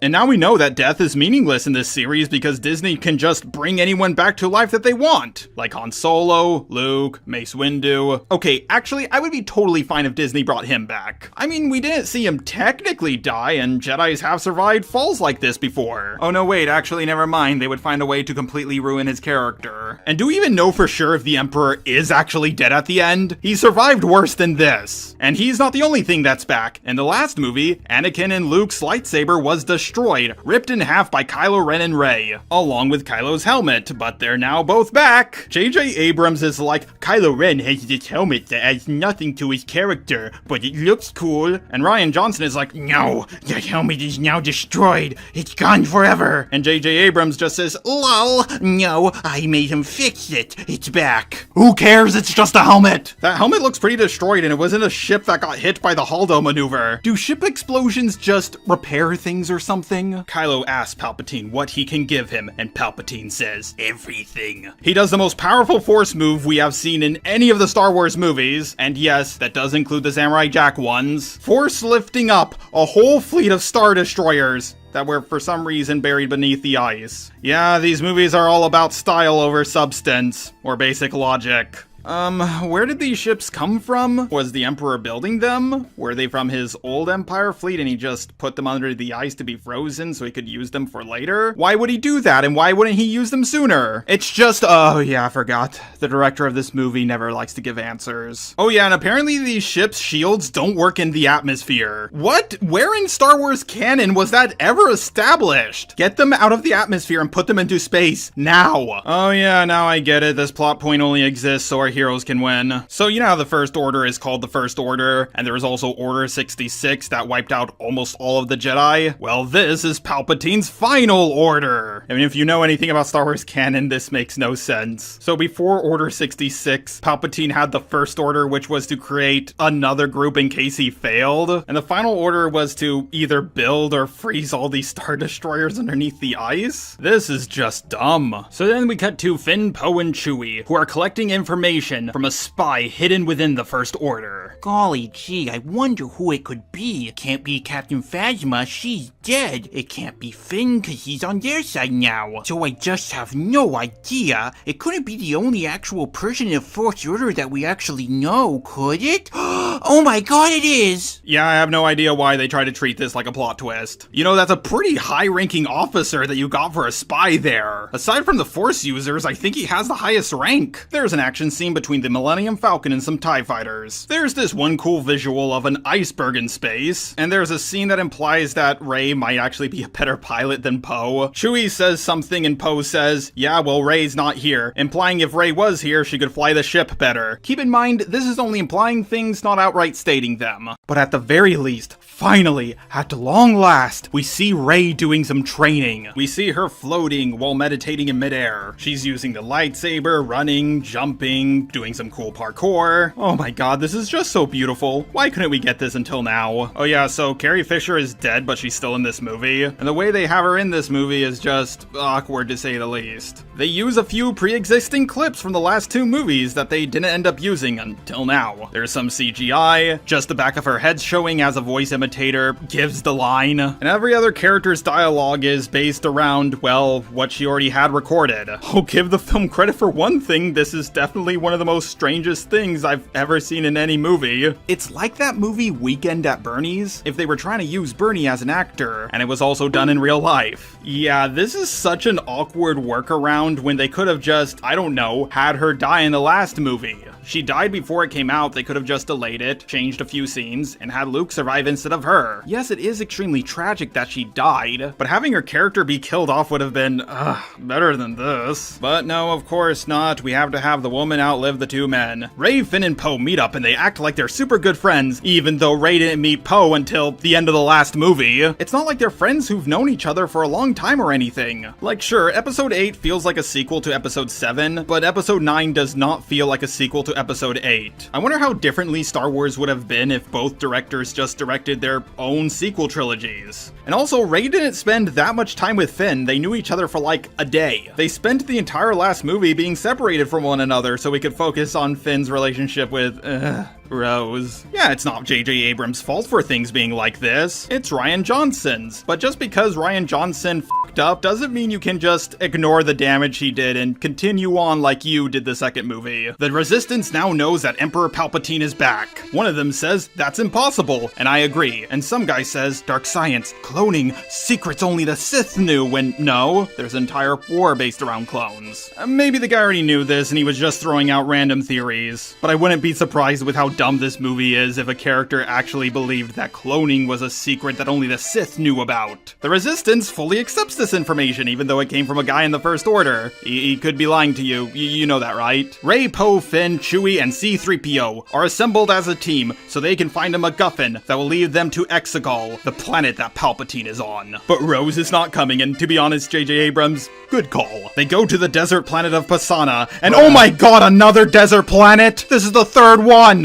JJ, you don't have to make every unique planet a desert planet. Literally, you could have picked any other biome. Anyways, an alien creature gives Rey a necklace. They ask her for her family name, and she tells it, I have no family name. Now, why was Rey given a necklace? Well, it's because it's convenient to the plot, of course. Now, I would have been totally okay if Rey and Kylo in the last movie were talking to each other and physically seeing one another. If force projection and force mind abilities are a thing, then it sounds possible. But they're not doing that. They're creating like a rift in time and space or something, and they can physically interact with each other and teleport items through this rift. Yep, Rey and Kylo hop into their private Force Discord server, and Kylo is able to physically get the necklace. Then he tracks down its planet of origin, and that's how he's able to find them. Like, honestly, if he just randomly came across them, that would have actually been better than this shit. Rey is literally only given something because it's super convenient for the plot, as nonsensical as it is. The First Order is stationed here. They could have just easily had one of them come across Rey, report it, and Kylo just tells them to attack. Sometimes a simple plot is better than an idiotic one. And guess what? A stormtrooper actually does come across them and report their location. But then he's shot in the face. No one in the crowd seems to react to this. I guess they're used to seeing people get shot. It turns out that the man who shot the clone trooper is Lando Calrissian. Wow, what are the chances? These movies really make the Star Wars galaxy seem more like a neighborhood. He gives them some information of where a Sith artifact might be found. And then he's gone. Our heroes steal a speeder, but then they're pursued by stormtroopers, who also have speeders that actually use wheels. And if you look into this, apparently they have wheels so they can go over rough terrain. Wow, it's almost like hover cars can do that even better by not even touching the terrain. But the stormtroopers have a new trick up their sleeve. They fly now! They fly now! They fly now! They fly now! And yes, that is the worst forced meme that I've ever heard in my life. They crash and land in some quicksand. Luckily, it was already established that Rey can levitate with the Force, and she can lift up a whole bunch of boulders, so only a few people shouldn't be an issue. Right? Right? Yeah, she doesn't do any of that, they just fall into the quicksand. Okay, so do you guys remember when I did that full review of She-Hulk? How the writers would add things to the plot, only to forget about them a few episodes later? Well, this is even worse because they're forgetting about stuff they established only a few minutes ago. And yes, you did hear me right, only a few minutes ago. I know it feels like the movie may have already reached the halfway point, but no, we're only a few minutes in. Yeah, the pacing is extremely fast. But I can actually answer why Rey didn't use the Force to get them out of this. It's because it's convenient for the plot to happen. After falling through the quicksand, they end up in a cave. Apparently, this is magic sand that you can fall through, but is also strong enough to create the roof of a cave. It's pretty convenient that out of all the quicksand pits on this planet, they just so happen to sink through the perfect one. By the way, if it was just normal quicksand, would they be dead by now? God, all the convenient things that are happening for the plot to move forward are just so coarse, rough, irritating, and they're just everywhere. Oh yeah, I almost forgot. Finn, with the belief that he's gonna die, says, Rey, there's something I never told you, before he's cut off. What was he gonna say? Well, it's a good question for another time. A good question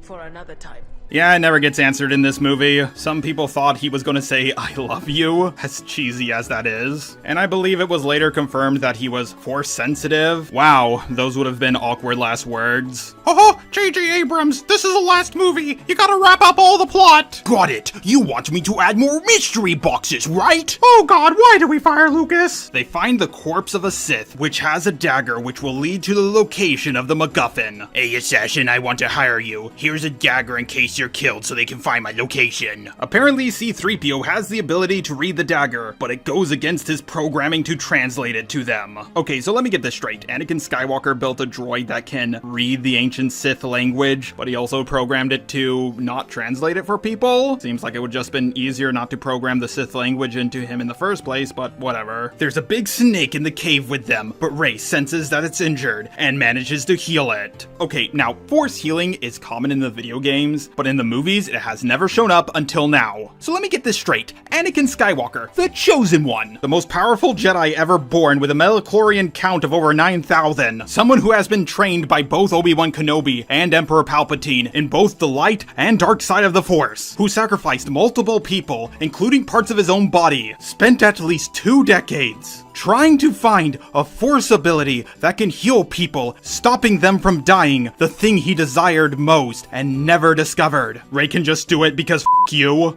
You cannot be serious. This whole story is just a bad fan fiction, isn't it? If there's anyone who is watching this that believes that Rey is not a Mary Sue, and they have watched the video from the beginning till now, please explain to me how she isn't. Oh yeah, and the snake knocks down a hole for them so they can escape. Haha, I always thought there was a whole lot of contrivances in this movie, but this one is a literal hole. Can we please have something that can move the plot forward that isn't contrived? So they find the dead Sith's ship and it's just sitting there. No one has done anything with it or to it, even though it's been sitting there long enough for its owner to compose into a pile of bones. They press a few buttons on the ship and they're ready to leave. But not just yet, because Rey has to walk into the desert. Yeah, that's it. Full stop. She just walks into the desert for no reason. Kylo Ren shows up in his ship and he's approaching her fast. He's about to hit Rey, but she jumps over him just in time. Whoa, this looks so cool! Bro, if you were trying to kill her, all she has is a melee weapon. Just shoot her from a safe distance. But George mentioned that he doesn't want to kill Rey. He just wants to find her and get her to join the dark side. Oh yeah, that makes sense. When I try not to kill people, I ram my ship into them. So why does this scene exist? Well, it's probably because it looks cool. And that's it. Rey manages to slice it with her lightsaber, causing it to crash violently. It's tumbling, and then it explodes. And shockingly, Kylo Ren is perfectly fine. Okay, you know what? It's canon now. Being on the inside of a ship when it explodes heals you. It healed Poe, it healed the Emperor, it fixed Kylo Ren's helmet, and of course this latest explosion probably healed him as well. I mean, it's a weird thing to add to the Star Wars mythos, but you do you, I guess. Chewie gets captured and he's put on a ship that is leaving. Rey uses the Force to hold it back. Oh my god, look at the size of that ship. The most impressive thing Luke ever did was move an X-Wing. But then Kylo Ren also starts using the Force to try to get the ship away from Rey. Finn does his best to stand there and do nothing. I don't know why he doesn't just grab a blaster and shoot him. But during the Force tug of war, Rey accidentally shoots lightning out of her fingers and blows up the ship. Yep, with no training and by complete accident, Rey just performed one of the highest level dark side moves. If you're an Avatar fan, to put this in perspective, this would be like if a firebender who had no training just suddenly shot lightning out of his fingertips. Now, have Force sensitives with no training accidentally used the Force before? Yes, but never to this level. But don't worry, I'm sure Chewie will be fine. So far, no one has been killed by a ship exploding around them. Holy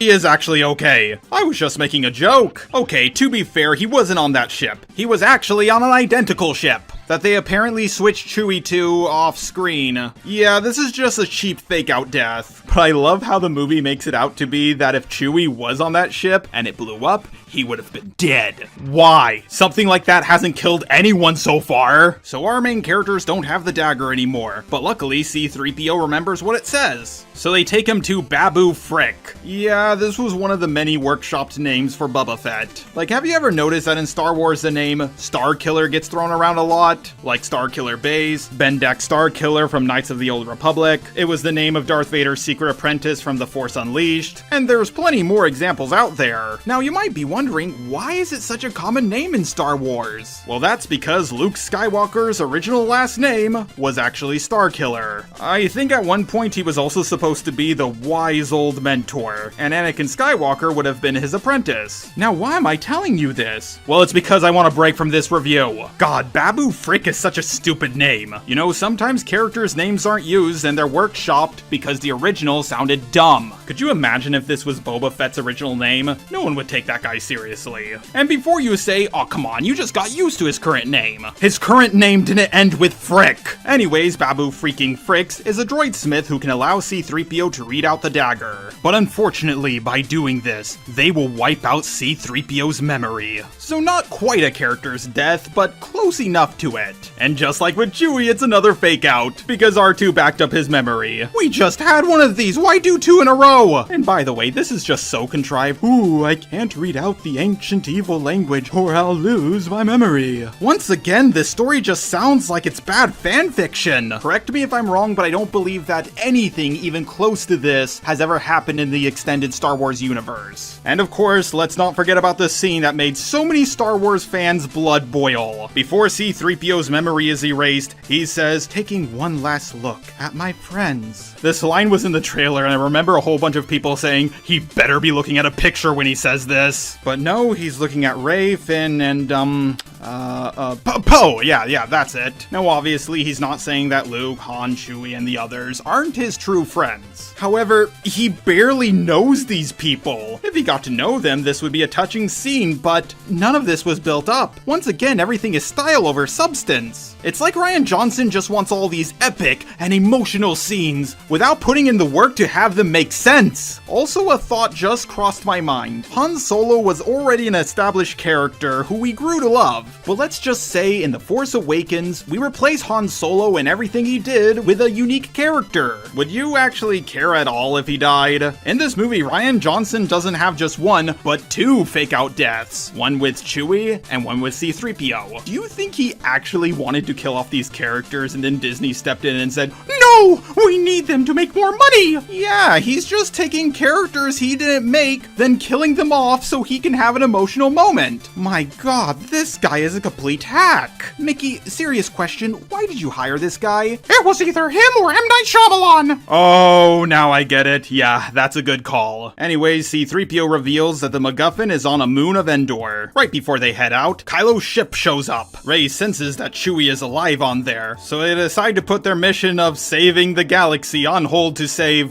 one guy. Isn't it amazing that Rey can sense Chewie when he's miles away, but she couldn't sense him when he was just a couple dozen feet away when she thought she killed him? But how are they going to get through the blockade? Well, the character Bliss, I'm sorry I didn't go over her, this movie moves way too fast. She has a First Order Captain's Medallion that will allow them to go right through. Why would something like this work? It could be a fake, or something they got off a dead soldier. Or, oh yeah, now I know, it's for plot convenience. Oh yeah, there's something I forgot to mention. So do you remember the Knights of Ren? I wouldn't blame you if you didn't, because they only showed up in one brief scene. Well, they're following our heroes. Yeah, that's basically it. Maybe they're waiting for the right time to strike, but they're certainly following them, that's for sure. Okay, so they managed to get aboard the ship. Remember when Han and Luke first went into the Death Star? They had to hide beneath the floor. Then they knocked out two stormtrooper guards, took their armor, and snuck around the base. I wonder if they're gonna do that in this movie. Oh, there's two stormtroopers walking right towards the ship, and Rey just shot them. And now the entire hangar is alerted to their presence. On the one hand, I am proud of J.J. Abrams for not just ripping off someone else's plot. On the other hand, the thing he used to replace it is stupid and nonsensical. Do you guys think J.J. Abrams only finished school and got the job as a director because he copied others' homework? I ask because every time he comes up with an original idea, it seems stupid. Anyways, Rey abandons the other two because she can sense the Sith dagger. Okay, C-3PO already has it translated, so why do you need it? Well, believe it or not, it's somehow important. And for those of you who have never seen this movie, and this is the first review you have heard of it, get ready because it leads to the dumbest, most contrived, most nonsensical scene in all of Star Wars. Like, trust me, out of everything I've said in this video, it's the number one. Rey uses a Force mind trick to get two stormtroopers to tell them where Chewie is. No, I'm not calling this a Mary Sue moment because she's done this before. Poe and Finn shoot out all the cameras. I guess they do this so they won't alert security, even though security is already looking for them considering what they did in the hangar. And as someone who has worked security and has watched camera feed like this would actually make things even more noticeable, because the camera feed would say something like connection lost or something. It's hard to tell what's happening on all these different screens, but the one that stops showing the video and is just a solid color with some text on it, all you would have to do is rewind the recording a little bit and then tell everybody on the intercoms, yeah, they're right there on floor 8B, go get them. Anyway, speaking of the ship in the hangar, General Pride goes to see it personally. I have no idea why a general would do this instead of just sending one of his own troops. He inquires whose ship it is. I can just picture one of the stormtroopers telling him, "Aw, General, isn't it obvious? It's just some random person who showed us a medal." Surprisingly, this alerts security. No, I'm not saying it's surprising that a general seeing a ship he doesn't recognize alerts security, but it's surprising that a shootout in the hangar bay and security cameras being destroyed didn't alert security. So Han and Poe have to shoot down stormtroopers. A lot of them just stand there and get shot, and they can't even shoot them while they're in a hallway. Yeah, I know they were also bad shots in New Hope, but that's because because they were trying to let them escape. These guys aren't, and from what I've researched, the First Order are supposed to be the best of the Empire. How do they suck so much? Poe gets shot in the arm, and they're captured. Anyways, Rey finds the dagger, and Chewie's bow. They're not locked down or anything, they're just there in the open. Kylo Ren calls Rey on Discord, and despite being presumably light years from one another, they're able to have a lightsaber duel. Darth Vader's helmet is knocked over, it lands where Kylo Ren is, so now he knows her location. Now could you take out this weird force rift through time and space and still have the plot be exactly the same? Yes! Because just like last time this happened with the necklace, one of his many guards could just call him and tell him her location. It feels like they added this thing in last minute. I mean, there's guards everywhere on this ship. Did not one of them call Kylo? Also, Kylo clearly saw her wielding the Sith dagger, so the helmet didn't even need to exist for him to find her location. Kylo Ren also reveals to Rey that while her parents are indeed nobody, there is more to her lineage. Poe, Finn, and Chewie are about to be executed and they crack a joke. God, I hate Marvel humor so much. Now granted, they're extremely lucky to be executed. You might be wondering, wait, how is that lucky? It's lucky because they don't even deserve this chance. They were gunning down stormtroopers. They should have been shot dead instead of captured and then shot dead a little bit later. But they are saved by who? I am the spy. Hux! You what? Why would Hux do that? Wait a minute, he was the spy all along? The only other person in the Empire we knew actually turned out to be the spy? Wow, what a twist! Okay, I was wrong. Maybe M. Night Shyamalan really did work on this movie. It's pretty lucky for them that right before they were executed, they were saved by their one ally in the First Order, who just so happened to be at the right place in the right time. Nah, I'm joking. This wasn't lucky for them.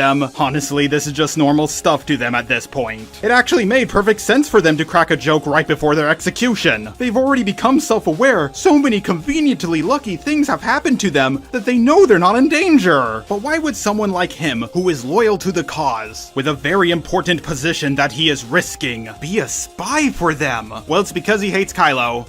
And that's it. In the last movie, he was thinking about killing Kylo while he was knocked out, but he woke up before he had the chance. Was that really the only attempt he took? I'm pretty sure with how crazy Kylo is, he's gonna get himself killed eventually. This just seems like a huge unnecessary risk to his position. Even if his plan does succeed and Kylo Ren is killed, if it's ever found out that he did this, that could make him lose his position. And also, the whole plan is gonna weaken the First Order. Like, why is this in this movie? Oh yeah, because it's convenient for the plot. Okay, so Kylo Ren comes aboard the ship, and he finally reveals something to Rey about her lineage. So remember when the first movie came out, we thought that Rey was the daughter of Luke Skywalker, who just had her memories erased. Or maybe she was the granddaughter of Obi-Wan Kenobi. Or at least she had to be related to some Star Wars character. And then Rian Johnson comes in to direct and says no, her parents were no one important. Now whether she's related to one of the main characters or isn't, I don't care. Now personally, I do think there could have been a nice compromise between the people who want their main character to be related to someone powerful and to the people who don't.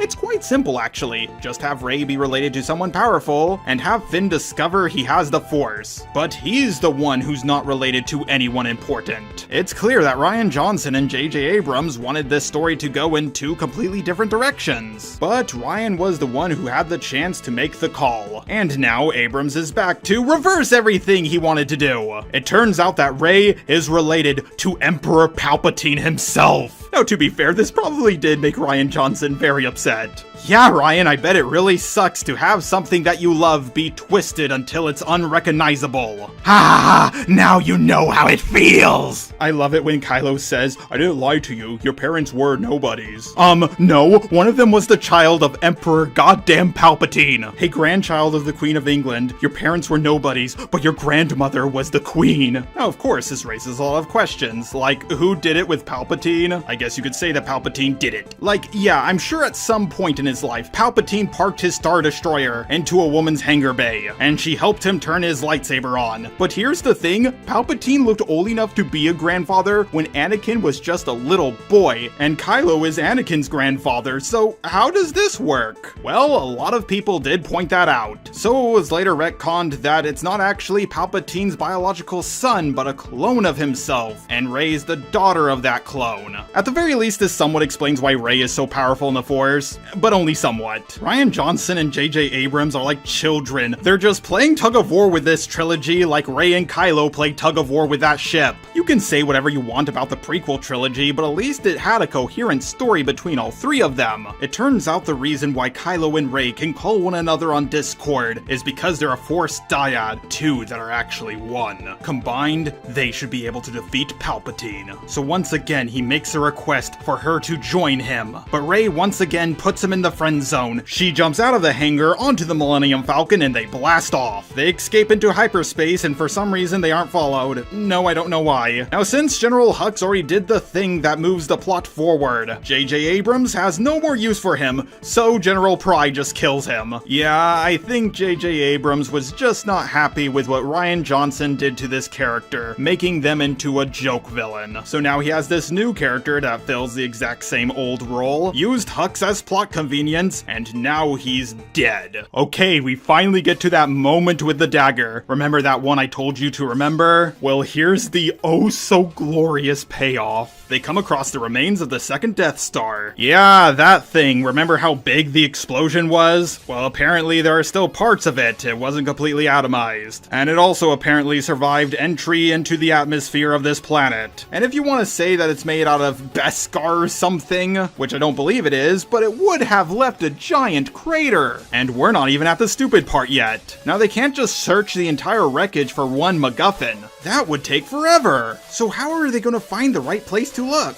Okay, so Rey, at the position she's standing in, uses the edges on the dagger and lines it up with the wreckage of the space station. Then she pulls out this, I don't know, ruler attachment on the handle, and it points to where the MacGuffin is on the ship.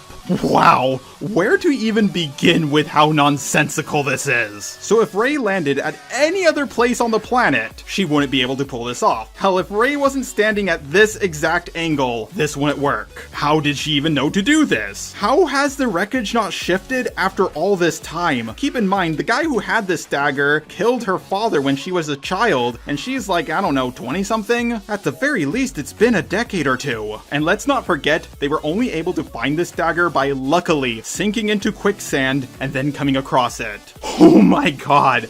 Wow, who thought this was a good idea? I'm just picturing J.J. Abrams with a big smile on his face when this scene was in theaters. He probably thought he was so clever. Okay, so first of all, the fact that this map was even made in the first place sounds like it would require more effort than just remembering what room the MacGuffin is in. With how many things had to go perfectly right in Rey's favor for this to actually work? Well, let me put it this way. According to quantum mechanics, every now and then a molecule will change into a different molecule. So there is an inquantifiable small chance that a group of molecules that are all next to each other will change at the same time. Let's say you were spinning a penny and all the atoms it was made of started changing all at the same time, turning what was a penny into a chocolate. Now, while it is possible for a penny to turn into a chocolate, it is, however, impossible for a chocolate to turn into a penny. But explaining all of that would be a bit too off topic. Now, why am I bringing quantum mechanics into this? Well, I believe that the chances of a penny suddenly transforming into a chocolate is more likely to happen than Rey actually doing this. Yeah, I'm gonna say it right now. If the plot about Rey finding the dagger, losing it, then finding it again, the wreckage actually existing in the first place, it still being there after over a decade, Rey landing in the exact perfect location of the planet, and knowing to do this in the first place. If this was all replaced with Rey suddenly flipping a coin and it landing in her hand as a chocolate, I would say that this movie was actually more logical. So they can now go get the MacGuffin, right? Well, no, because Rule 63 Finn,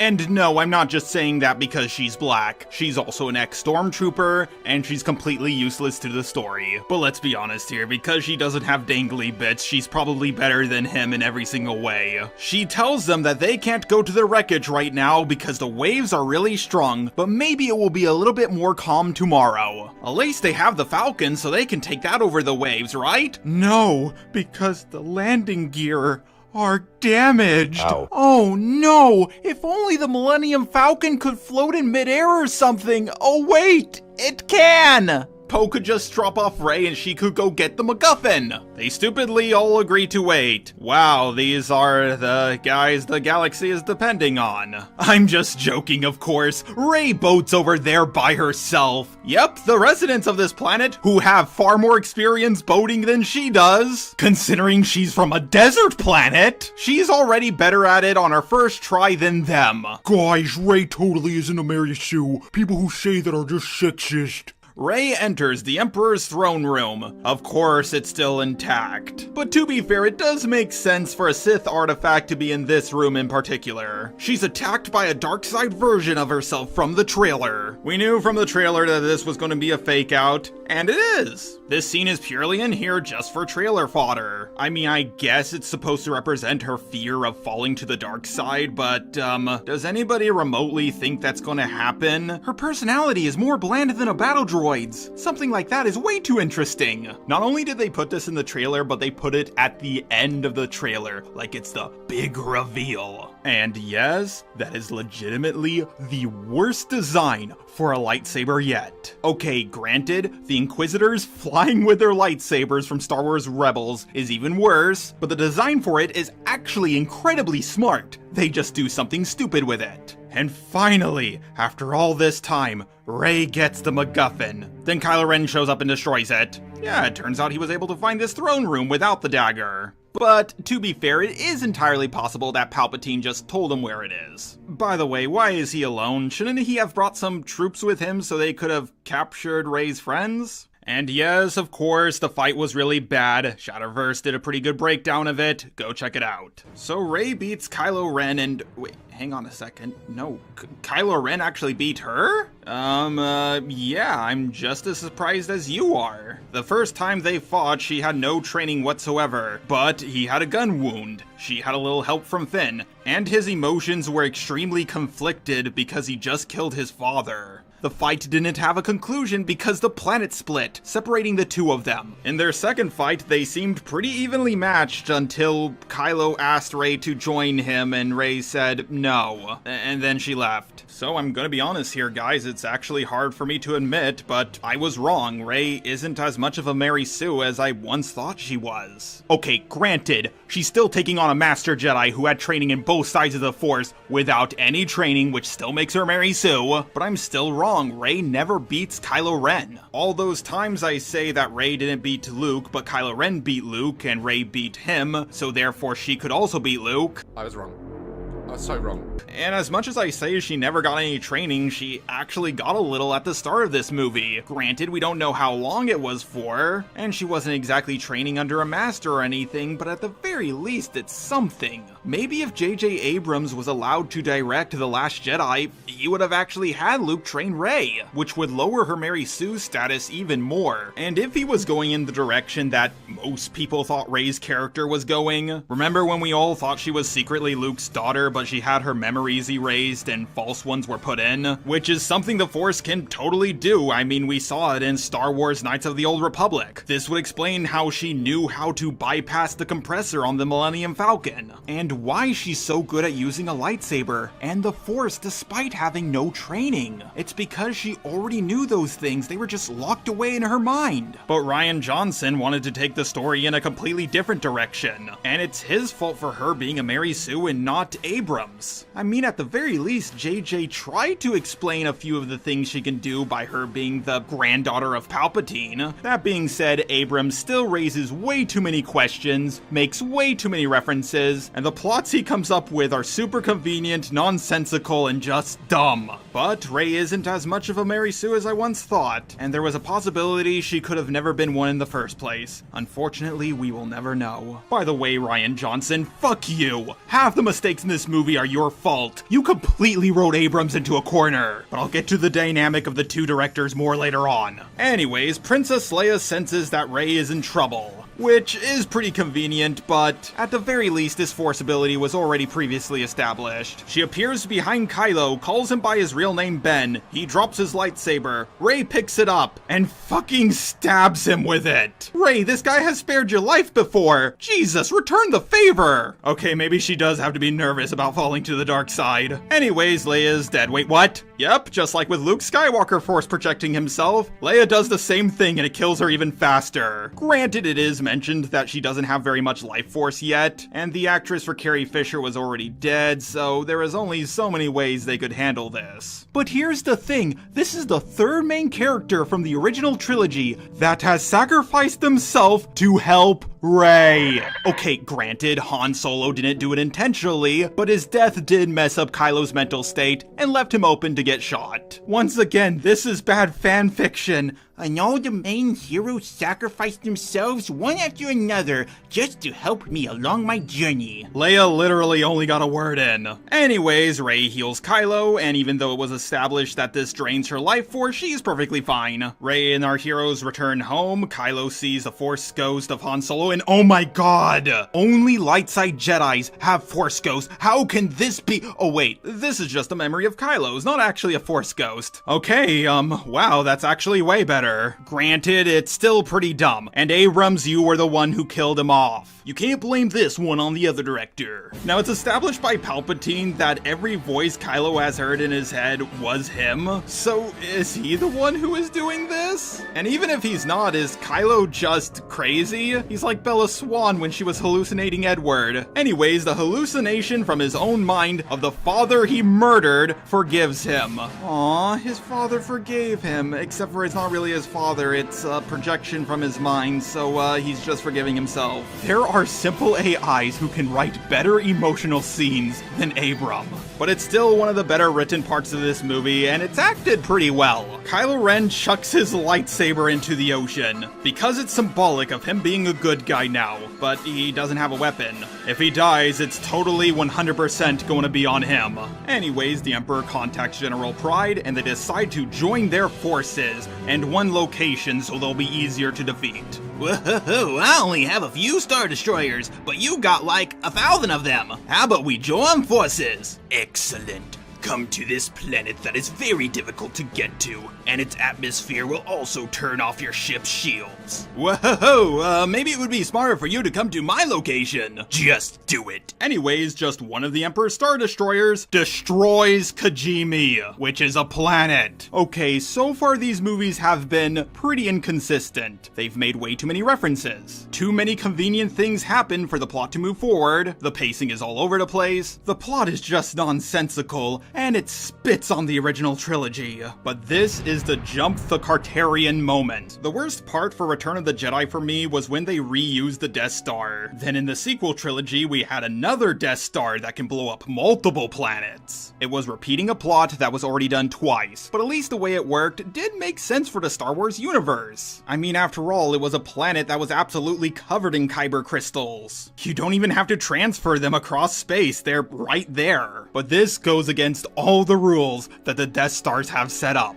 Now obviously, the Death Star is a pretty stupid design. And no, I'm not just saying that because it can get destroyed by just one torpedo flying into the exhaust port. First of all, an exhaust port being able to be that small for a space station that big is impressive to say the least. In Rogue One, it's revealed that it took a lot of effort just to get the information to Princess Leia. Only a Jedi could pull off a maneuver like this, and the Empire thought they were all dead. So no, I did not have a problem with it being blown up like this. The second one was still under construction, and it had a shield protecting it. The third one wasn't under construction, it was way too easy for a ship to get in there, but at least they had a shield protecting it. Each time the next Death Star is an improvement over the last one, but this is just way too much. The actual issue I have with the Death Star is it's just not a smart design. Why blow up the whole planet? You just need to destroy the surface of the planet, and that will require a fraction of the energy. Or better yet, shoot a few megaton level lasers soldiers at the cities. Now, I have heard that a lot of the planets in the Star Wars universe are protected by a very strong shield that requires planetary levels of destruction to break. But this is never brought up in any of the movies, and I also believe in none of the TV shows. Now, that being said, it's been well established that a planet-killing weapon needs to be the size of a small moon and have a lot of kyber crystals on board. So do these ships also have a large amount of kyber crystals on them? Are there even enough in the galaxy to pull that off? How can a ship this size hold enough energy to blow up a planet? And you know how the original trilogy, Star Wars Rebels, and Rogue One made a huge deal about how dangerous and powerful the Death Star was? Well, now there's a whole fleet of them. Apparently it only took a few decades to make a fleet of something you could only build one of. Yes, in our own world, technology does advance pretty quickly, but not in the Star Wars universe. But even if it did, the Emperor should know this. 1, he's the Emperor, and 2, he can see into the future. Just wait a few decades and we can build a whole fleet of them for a fraction of the price. Like, this is just way too much power creep. This would be like if Goku, after the Frieza saga, wished back Planet Vegeta, wished back the Saiyan race, taught them all how to use Super Saiyan, and during the Cell games he just brings an army of Super Saiyans with him.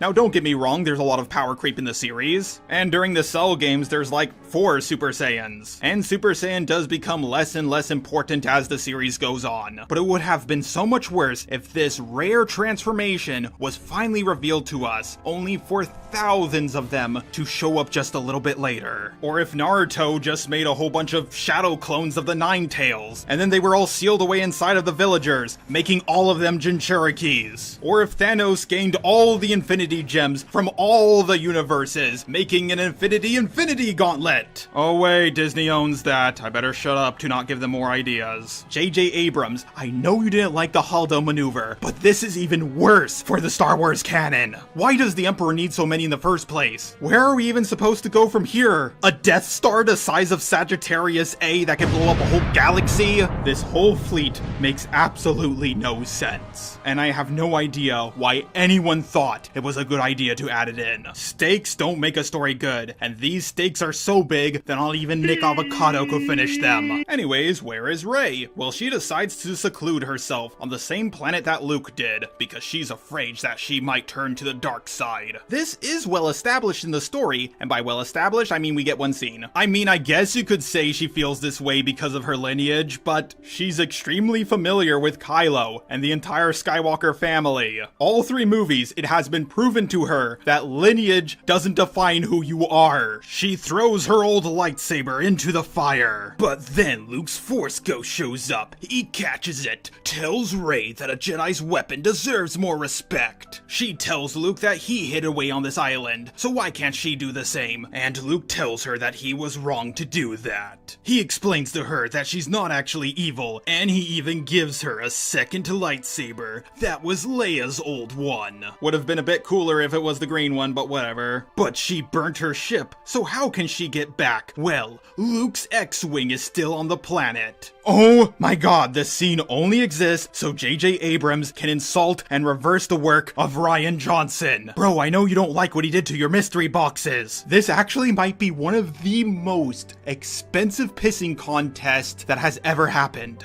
Anyways, remember that MacGuffin that was destroyed? Well, Kylo has the exact same MacGuffin in his ship. Oh my god, there's more convenient things happening for the plot to move forward in this than the entirety of She-Hulk. I know I said that already, but it bears repeating. This also makes the entire search for the MacGuffin pointless. You can say that the casino plot only took up about a quarter of the movie. This thing took up more than half of it. Anyway, C-3PO got his memories back. Because of course he does. Rey uses the MacGuffin to send the coordinates of Palpatine's location to the Resistance. And wait a second! The entire plot was about finding a map? That's just the recycled plot from the last Star Wars J.J. Abrams movie! God, he went from ripping off other people to ripping off himself. Anyways, the Resistance comes up with a plan for the final battle. Someone brings up the Holdo maneuver, but Poe says a shot like that is 1 in a million.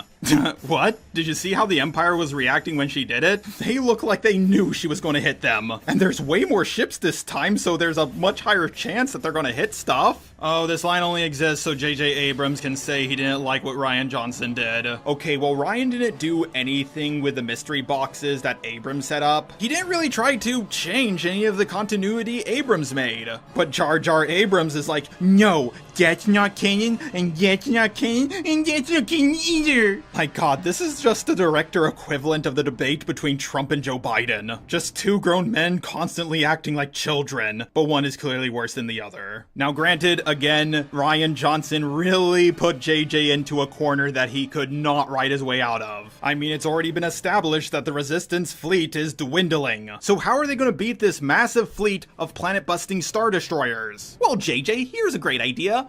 Maybe don't make the enemy fleet so large next time, huh? Yeah, Rian Johnson wrote you into a corner, but you wrote yourself into an even smaller corner. So how is JJ gonna get out of this one? Well, instead of trying to change the canon that Rian Johnson made, he starts changing the canon of Star Wars in general. So it turns out that none of the Star Destroyer shields work because they're in the atmosphere. Okay, why is Palpatine keeping his ships there then? He already moved one so far, why doesn't he move the rest of them? He has plenty of time. We've seen shields on droidekas, the speeders earlier in this movie, the Gungan shield, or in The Empire Strikes Back, the Empire destroys a shield generator that was generating a shield on land. Maybe shields just don't work on this planet's specific atmosphere. Then why build them there? And if you do build them there, get them into space. And won't the ships start to go up as soon as they arrive? Well, it turns out all they have to do is destroy the ship's navigational tower, and then they won't know which way is up. What? Okay, so I guess they couldn't go in the opposite direction of gravity, considering these ships do have artificial gravity on them, even though they're still in the atmosphere and they would just have to turn it off for a little bit. But assuming that takes a while to turn off and back on, they have windows they can just look. And also, they're already in the perfect position to go up. And why is the navigational tower on the fucking outside? Hey, do you know what would be really weird? If at the end of Better Call Saul, Saul transforms into the Incredible Hulk and goes on a rampage. It would still be a better She-Hulk show than She-Hulk and would make more sense than this movie.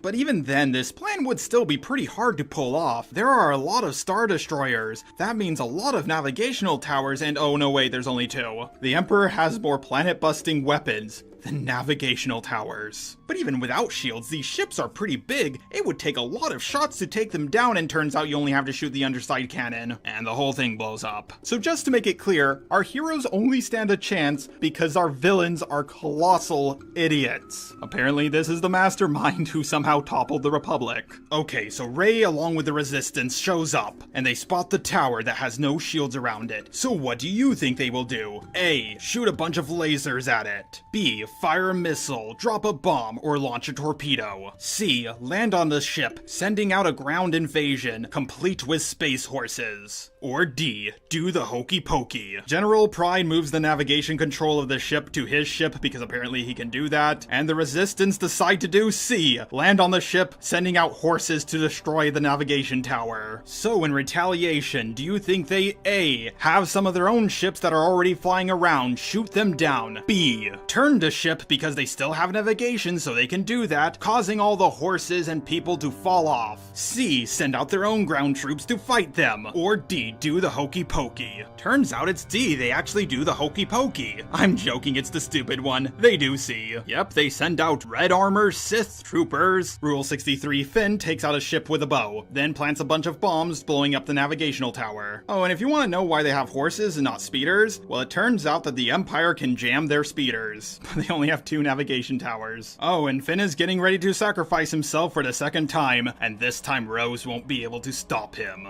Anyways, we cut to Rey confronting Palpatine, and for some reason there's a bunch of Sith cultists. No, they don't add anything, they're just there. Rey wants to kill Palpatine, but Palpatine wants that as well, because if she kills him, he can possess her. Wait, was that his plan with Luke when he asked him to strike him down? Why would he tell Rey this? Wouldn't he just let her do it? And if he possesses her, that would make him a woman, so is this the closest we've ever gotten to a trans character in a Disney movie? He's so gonna ask people to do it with him when he gets that body. So Kylo arrives, apparently he found a ship or something. He shoots some guys and he finally runs into the Knights of Ren. Holy shit, they're actually doing something. Oh, and his blaster randomly disappears for no reason. Gee, if only he didn't throw away his lightsaber. He starts getting the shit kicked out of him, but then Rey uses Force Amazon to teleport her lightsaber to him. So if Kylo still had his lightsaber, Rey would have never needed to send her lightsaber to him. So once again, this Force ability could have been taken out completely and nothing would change. There's a part where he just holds his lightsaber behind him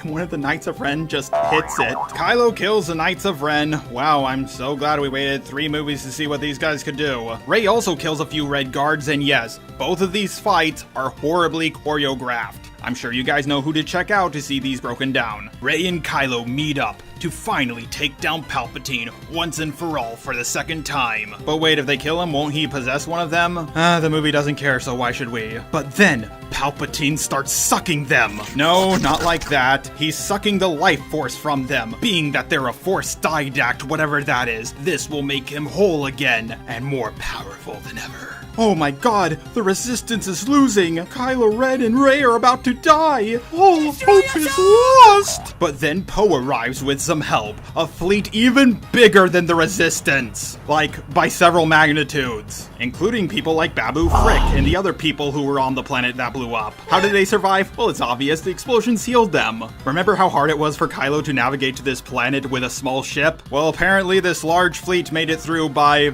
I don't know, maybe all the pilots were high on death sticks or something. Palpatine just shoots out a whole bunch of lightning, taking out several of the fleet's ships. Is this the Sith ability Force Storm? Why did this movie have to be the one where it showed up in? This makes Rey upset, so she reaches out to all of the past Jedi, one of the voices being Ahsoka Tano's. So yeah, apparently she's dead. This makes Rey go into the Jedi state, and this allows her to block fleet-destroying lightning with her lightsaber. Palpatine says that he is all the Sith. Wow, that's an even lamer line than unlimited power. Rey says back to him that she is all of the Jedi, and pulls out a second lightsaber, which allows her to deflect the lightning back at him, killing him once and for all, meaning he now possesses her. Okay, I guess you could make the argument that he technically killed himself and not her, so therefore he's not possessing her and is truly dead. But still, that whole possession line was just dumb. But he's already survived exploding twice, so who knows, there's a chance he might come back. Rey dies, Kylo comes back, heals her, they kiss, and now he's dead. So when she heals him when he's on the brink of death, she's fine, but when he does it, he dies? Okay. I'm not going to complain about the romance between these two, because let's be honest here, romance in Star Wars is usually done terribly. Wait a second, don't Jedis disappear when they die? Anyways, Finn doesn't sacrifice himself. The First Order is defeated all over the galaxy. Wow, that was easy. It's almost like this fleet that showed up to help at the last minute showed up earlier and helped out. So many lives would have been saved. Like, I love how the First Order blew up 5 planets and they're like, nah, we're not gonna help out. But then another planet is destroyed and they're like, oh shit, we better help out. People are celebrating, 2 lesbians kiss in the background, which was of course taken out of the Chinese version. Chewie finally gets a medal, even though he deserves a ceremony along with the medal. Rey takes the lightsaber she has and buries them in sand. I have no idea why she doesn't put them in a museum or something. And no, I'm not saying that line about the sand. She just buried the legacy of those who came before her. And now she has a cool, unique yellow lightsaber, because why not?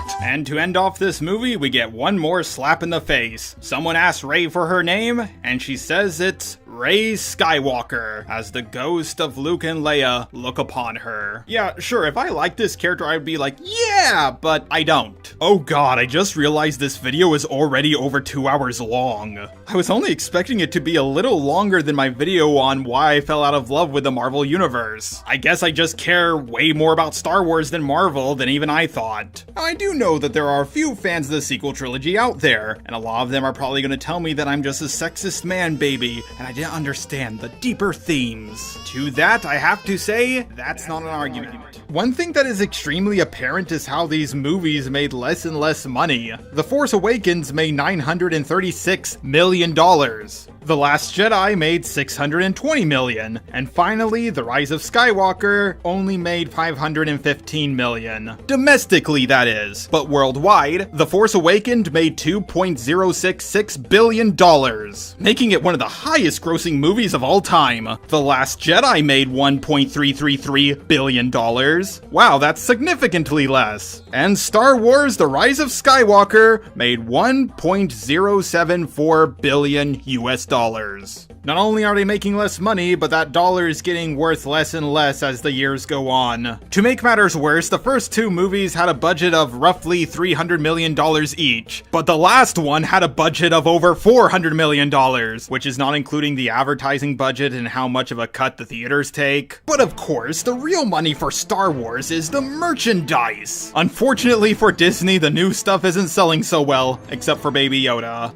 Mickey, what was the plan here? Tax write-offs! Yes, of course. The only people I've really seen defend these movies are journalists or breadtubers or people aligned with breadtubers. People like Linkara. And there are a few new fans of Star Wars who weren't fans before. But as we can see with our own eyes when we analyze the data, the movies are making less and less money. So these people that Disney is pandering to don't really seem like they're bringing in the money because they're not the majority. In my video about why hate watching isn't a thing, I explain why this whole narrative of people who don't like these modern movies and films being a loud minority just doesn't make any logical sense. How can a small minority of angry incel man babies cause The Last Jedi to make roughly $700 million less dollars, and the one after that another couple $100 million less? If Disney actually made these movies good and put the care, love, and respect that the fans deserve into them, sure, the first one would have made roughly the same amount of money, but I guarantee you the third one would rival Avatar and Endgame with how much money it made.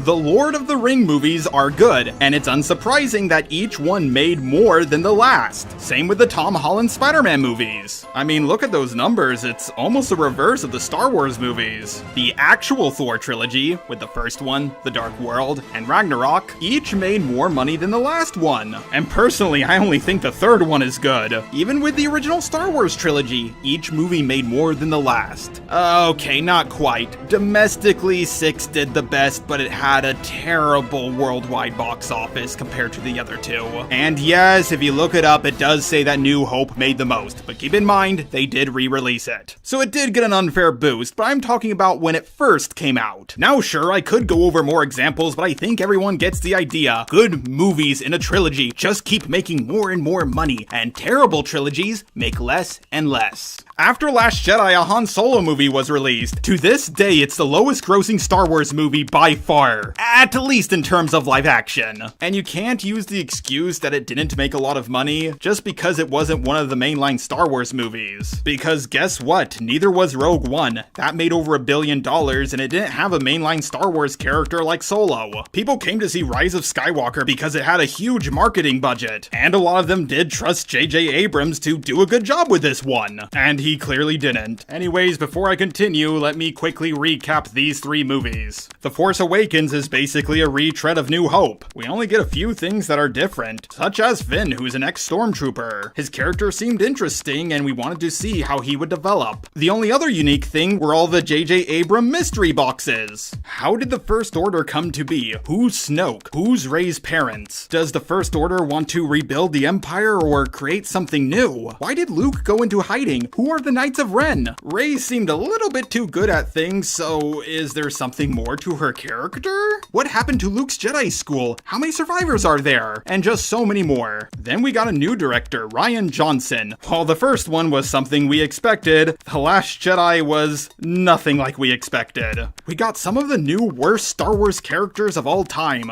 like Rose, who has one of the most boring side plots with Finn, and during the adventure she feels like the main character and Finn is just along for the the ride. Literally in some cases. And she nearly gets the entire resistance killed because, well, she's in love. Admiral Holdo, who creates a mutiny against herself because she won't trust her own men, some of which were willing to sacrifice themselves for the cause. But the film still portrays her like she's the one in the right. Honestly, I would have been fine if the film didn't make it clear who we were supposed to side with and we could come up with our own conclusion. I was surprised to find out that this was all that was left of the Resistance. Like, I know 5 planets were destroyed, but I thought the Resistance was the bigger group and the First Order was the smaller group, just made up of the remnants of the Empire who went into hiding. Or maybe the First Order is also pretty small. But this is supposed to be a galaxy-spanning war, so how does this make any sense? The top general in the First Order is now a clown. Along with Finn, because his story arc about being a coward, then finding his courage, just gets repeated again. Okay, so the general is a goofball now. Well, there's still other people in the First Order, like Captain Phasma. Oh, she's dead. Oh, there's Snoke. I can't wait to find out about his backstory. Now, I do have a few theories. My main one is that he's Darth Plagueis the White, and now he's dead. Well, I guess Kylo is the only one who's left. But it seems like they're still setting him up to be redeemed, even in this movie. He has a chance to kill his mother, and he doesn't do it. I've seen the sequel that J.J. Abrams made to this movie, but how would Rian Johnson continue this story? Would the small resistance only made up of a couple hundred people get a few new allies, or would they not? There's a boy who's force sensitive at the very end, so maybe they would have built an army of force users or something. And the most logical thing that could have happened is that Kylo gets redeemed before the First Order is defeated, leaving just a clown of a general to lead the army. So aside from that general guy, all our main characters are either on the same side or dead. Yeah, to this day I haven't seen a single person come up with a good sequel idea to The Last Jedi. Luke Skywalker is a completely different character and some people like that. The majority of them seem not to understand his character in the first place, including Rian Johnson, saying in an interview that he thought Luke Skywalker was too perfect and that he came across as a RPG character who reached the max level. So he decided to give the guy some flaws. But Luke was nothing like he described, but do you know who is? Rey. Sure, some moments of Rey on the island did look interesting, but that's about it. By the way, these movies have a huge time issue. The first one only seemed like it took 1 or 2 days. Rey couldn't have been on that planet with Luke for that long, because at the same time the First Order is chasing after the Resistance, and they're slowly running out of fuel. Rey's parents were no one important, the Knights of Ren never show up, there's a few plot holes and inconsistencies, the biggest one being Finn and Rose landing right in front of the First Order's army and somehow getting back. And of course, we have the Holdo maneuver, which did look cool, I will admit. But the fact that something like this hasn't been done until now is shocking. And now that it's been done, it's going to change space warfare forever. Oh yeah, and Luke is killed off. I can't believe I waited basically my whole life just to see Luke on the big screen again. Seeing his character completely change to what it was before, and explained away through events that really wouldn't affect someone like him in a way like this. The story really doesn't feel like it was pushed forward, aside from Luke, Captain Phasma, and Snoke all being dead. Yeah, this one could have just been skipped with the explanation that Luke, Phasma, and Snoke just died of a heart attack off screen. And now J.J. Abrams is back to give us Rise of Skywalker. Not only the absolute worst Star Wars movie, but possibly one of the worst movies ever made. It feels like this movie had a time skip of at least 1 year, which is good, but it's still probably the shortest galactic level war in the entire Star Wars history. The plot moves really fast. You're almost never given a moment to breathe or have a character moment. The story is mostly focused on these MacGuffins, and Kylo already found one of them. These things have super rare coordinates, but once our heroes have it, they just copy the information, sending it to a whole fleet of ships, so basically everybody has it now. Yeah, that's a theme with this movie. Things that were rare are suddenly now common. Snoke, now there's a whole bunch of clones of him. Planet-killing weapons, which there used to be only 3 of, well now there's a whole fleet. The likelihood of surviving a ship explosion, literally anyone can do that. And also remember that super rare Jedi ability to stop people from dying that only Darth Plagueis the Wise knew? Well now 2 people can suddenly do it. The stakes are raised just as easily as they're dealt with. A whole fleet of planet-busting ships don't have shields, don't know which way is up. And as for the device they use to navigate, there's only 2. They literally just sit there and wait for the enemy to come to them. Generic X, Y, and A wings can take them out. A lot of the movie's focus is on undoing what Rian Johnson made. The sacred Jedi texts weren't burnt. Rey stole them. Rey's lineage is indeed important. She's a Palpatine. The Holdo maneuver had apparently a 1 in 1 million chance of actually working. And there's just so much more. There's like a ton of fake-out deaths. Well, not exactly a death. C-3PO gets his mind erased, which is basically the same thing, only to get it back. Babu freaking Fricks and this one girl's whose name I couldn't be bothered to remember are on a planet that blows up, only for them to show up later. I thought it was made clear that this girl was trying to leave this planet for years, and I guess she just left right before it detonated. Kylo Ren's ship explodes, he comes out of it, he's fine. He gets stabbed, Rey heals him, he's fine. Rey dies, he heals her, she's fine, but he's dead. Even characters from past movies like Palpatine come back. Is this guy the main character in all of Star Wars? Cause he's shown up in all 3 trilogies. I'm pretty sure it was made abundantly clear that he was super dead. While he's certainly looking a lot worse for wear, he's still alive. And of course, the most infamous fake-out death was the one with Chewie. So they bring back all of these characters, but not Luke Skywalker? Are you serious? The plot is just wow. They need to find this MacGuffin that there's only 2 of. Kylo Ren easily finds one of them, basically off screen. So our heroes go to a location that was Luke's final lead. They conveniently land into quicksand that Rey can easily get them out of, but she doesn't, because if she did, they wouldn't find that underneath the quicksand is a tunnel that leads to another clue. It's a Sith dagger that belonged to one of Palpatine's assassins. It has Sith writing on it that will lead to the planet that the MacGuffin is on. Apparently Siths give their assassins objects with information written on them that will lead them back to their location. But at least it's in a language that not even a droid can translate. Unless, of course, they want to lose their memory. Kylo takes the dagger from them, but C-3PO remembers what it says. They find a guy who allowed the droid to speak it. On the same planet, they meet this girl who gives them a medal, which will allow them to sneak aboard a First Order ship. But on the same ship is the dagger from before. They go to the planet where the artifact is. Rey stands in the absolute perfect spot. If she was anywhere else, this would not work. She pulls out the dagger, lines it up with the wreckage of the space station, which hasn't changed at all in roughly 2 decades. Pulls out this metal ruler-like thing from the handle, and it points to where the MacGuffin is on the ship. But right when she gets to the MacGuffin, Kylo Ren shows up at the exact same time and destroys it. He somehow found this location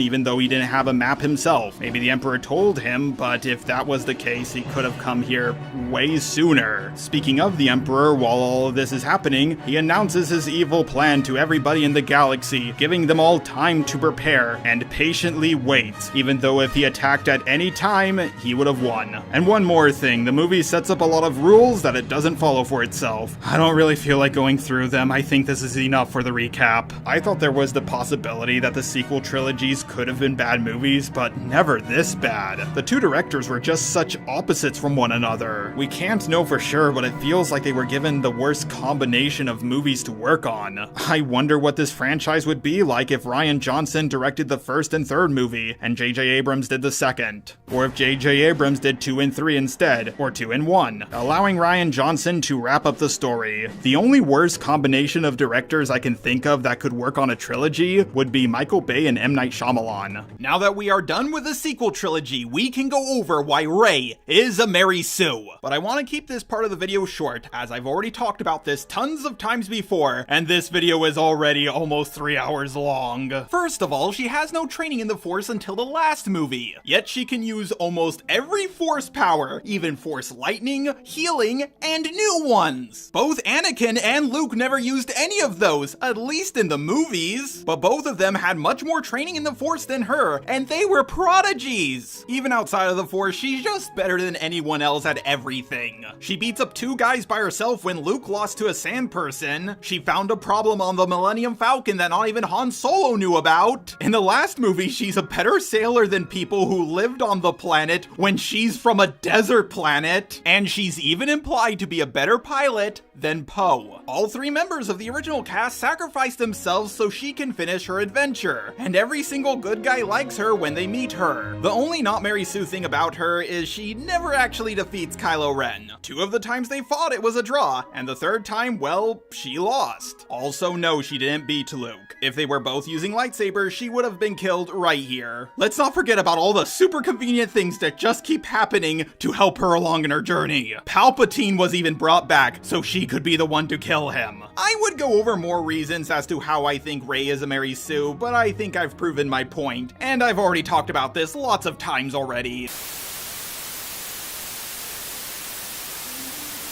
Oh wait, there was one more Star Wars movie I actually forgot about, and I need to talk about this one before I get to the Solo movie. So I just have to ask, was there a single Disney Star Wars movie that pretty much everyone can agree was good? Well, yes, there actually is, but I forgot it existed because, well, it doesn't really feel like a Star Wars movie. Now sure, it does have some Star Wars stuff in it, but the most iconic things about Star Wars, like the Force, the Jedis, the Sith, the lightsabers, and almost anything mystical at all are for the most part absent from this movie. And to be honest, it kind of seems like a trend for people to like Star Wars when it's more like a low fantasy in space instead of a high fantasy in space. It seems to me that most people can agree that their favorite Disney live-action Star Wars TV show is The Mandalorian, and throughout season 1, the only mystical thing about it is this baby. Out of the original trilogy, the one that seems to get the most praise is The Empire Strikes Back. And out of all 3 movies in the original trilogy, it seems to have the least amount of mystical elements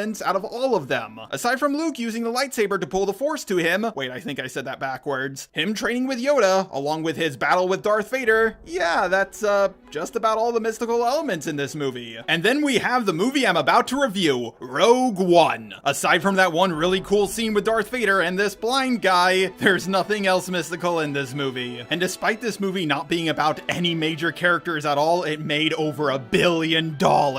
Now I do recall that I enjoyed this movie, but I also don't remember anything about the movie at all. So let's review this decently made but also forgettable Star Wars movie. So it starts with a brunette British woman. Okay, this has to be Kathleen Kennedy's fetish. I've already done a video about the mistreatment of Lucasfilm, and in that video I went over how Rey, the princess from Willow, and Indiana Jones' goddaughter all were British brunette women. But apparently we have another one I didn't go over in this movie. I would have gone over her, but again, I don't remember it. Anyway, she's the daughter of the head architect of the Death Star. He gets captured by the Empire, and years later after she grows up, she joins a group of rebels to rescue him. Pay attention to this character Andor, as he will be very important later on. Now there is something interesting about the rebels in this movie. Despite them being on the quote-unquote good side, they do some pretty bad things. For example, Andor just straight up shoots this unarmed man. Yeah, they may be fighting against the evil Empire, but they're on the losing side. They need to play to win. Shockingly, this movie does a better job at showing the war in Star Wars better than all 3 of the sequel trilogy movies combined. The world feels lived in. It's nice. We see the internal politics of the Empire, and I just love it so much. Stuff like this fleshes out the world. Sure, it's a little slow at times, but it makes you care about what's going on. It's also shown that lots of people have lost faith in the Jedi. After they were genocided, the Empire just steamrolled over everyone. Now that the powerful virgins they believe would fix any problem they had were gone. But there's still some who hold on to their faith, like this blind guy who can't use the Force but still lets it guide him. When you think about it, the Force is in all living things, so anyone should be able to use it at least a little. This is a great idea to explore. A non-Force sensitive trying to use the Force. It's interesting. Also, you guys remember that stupid line from Rose about fighting for what you love, not against what you hate. Well, this is the message of Rogue One, but it's done in a way that actually makes sense. They were betrayed by the main villain of the movie, but they learn to trust one another as a team. The sniper guy on the team learns that revenge won't make him happy. It's better to save the lives you can instead. Now, the team itself was praised by a lot of people for how diverse it is. They even have a robot on the team, and I always love to see my people being represented.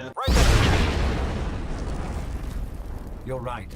I should just wait on the ship. Now, in terms of human races, it is diverse, but could there at least be a few aliens on the team? The Empire is alien-phobic, so it would have been cool to see a ton of them fighting against the Empire for that reason. Also, at the end of the day, a black female crippled human will be less memorable than basically any alien you can think of. The main character is a woman who isn't a Mary Sue? Yes, I'm just as shocked as you are. She's strong but not OP or stupidly lucky. She has flaws and character development. When she says, "May the Force be with you," it's done so perfectly. It shows that she regained her faith in something, despite all that has happened to her. Also, the movie ends with all of our characters dying. It's something I didn't see coming at all, and it's also something that hasn't been done in a Star Wars movie ever. I tip my hat to this movie for having the balls to do something like this. But there are a few problems with this film. Somehow the plot moves too fast and too slow at the same time. Characters take forever to explain things, and there's tons of planet hopping. There's also some things that I think are really goofy, even for Star Wars. Like the sniper guy who tries to defect the rebellion, but he isn't trusted, so they hook him up to a lie-detecting octopus. Like, can this octopus use the Force or something? I'm a big Star Wars fan, and I've never seen or heard of something like this. Also, I think this movie would have worked better as a show, because I want to learn more about the characters, but we don't spend enough time with them. That all being said, all the characters' deaths managed to leave an impact. Even the droid dying was handled well. We've seen millions of them die before, but this is the most we've ever felt for one in any of these movies. And we barely got to even know him at all. The CGI looks alright on Grand Moff Tarkin for the most part, but not so good on Princess Leia. From some angles she looks okay, but you can tell that they rushed her effects because she was only in the movie for about 5 seconds. This movie was directed by the guy who did Godzilla 2014, and boy howdy does it show. If you've seen that movie before watching this one, then you would know what to expect. Just like that Godzilla movie had barely any Godzilla in it, there's barely Star Wars in this, well, Star Wars movie. But this director does know how to make things feel big and grand. In fact, I would say this movie might have my favorite space battle out of any of the Star Wars movies. One of the better things about this movie is the planet Scarif. It's not a desert planet, thank God. Instead, it looks more like a dream vacation for a rich Californian. I really like how the Empire base is set up on the island. It really looks nice. The bad guy is interesting for a one-off villain. He's just trying to rise through the ranks of the Empire, but he just isn't that smart or cunning. He is pathetic, but not in a cartoony Marvel way. And of course, that 2 minutes of Darth Vader we got was just amazing. He's truly scary and an absolute badass. But that all being said, what's the plot of this movie? Well, I've basically already told you most of it. The purpose of this film is to show why Darth Vader was chasing after Princess Leia at the start of New Hope, and how she got the plans for the Death Star. Yeah, that's about it. It tries to fix the Death Star's plot hole with the exhaust port, but that wasn't ever a plot hole. The fact that the exhaust port was that small on a space station that big is impressive. The chances of anyone knowing about it, let alone firing a missile through something that small and turning the missile at a 90-degree angle, which could only be pulled off by a Force user, and they were all presumed dead. There is no need for some guy to put the exhaust port in the ship design in the first place. Dorkly did a pretty good video about this. I would recommend checking it out. I mean, do you understand the point of exhaust ports?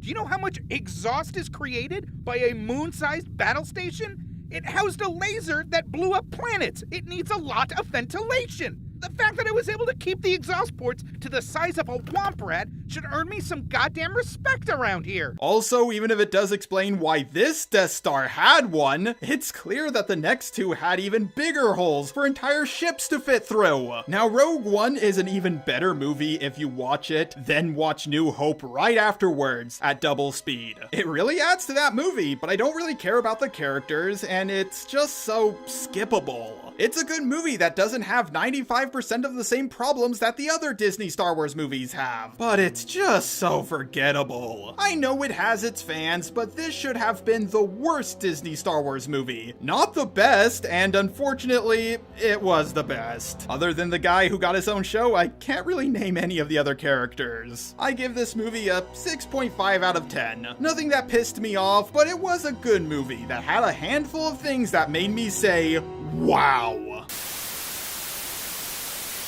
Funny thing is, Solo was the last Star Wars movie I saw in theaters, because after I witnessed it, I realized I was just done with watching Disney Star Wars movies in theaters. Now, to be fair, it is well documented that this movie was plagued with behind-the-scenes issues. The original directors, Lord and Miller, were taken off the project, and it was given to Ron Howard. And also, one of the reasons for its box office not doing so hot is because it came out after Infinity War and Deadpool 2. I really don't know what Disney was thinking. The average American doesn't go to the theater that often. They really needed to space these things out. However, I think people witnessing the absolute train wreck that was Last Jedi was the main reason why this was the first Star Wars movie ever to lose money. I really don't understand why this movie was made. Sure, Solo is a fan favorite character, but not many people were asking for him to have a backstory. But still, it probably had more demand to be made than Rogue One. So what's the story with Han? Well, he grew up on a backwater planet called Corellia, until he joined the Empire Army. He meets Chewbacca and a smuggler. A heist happened. He gets a job from Lando, and does the famous Kessel Run so fast that it's measured in distance and not time for some reason. Fast ship.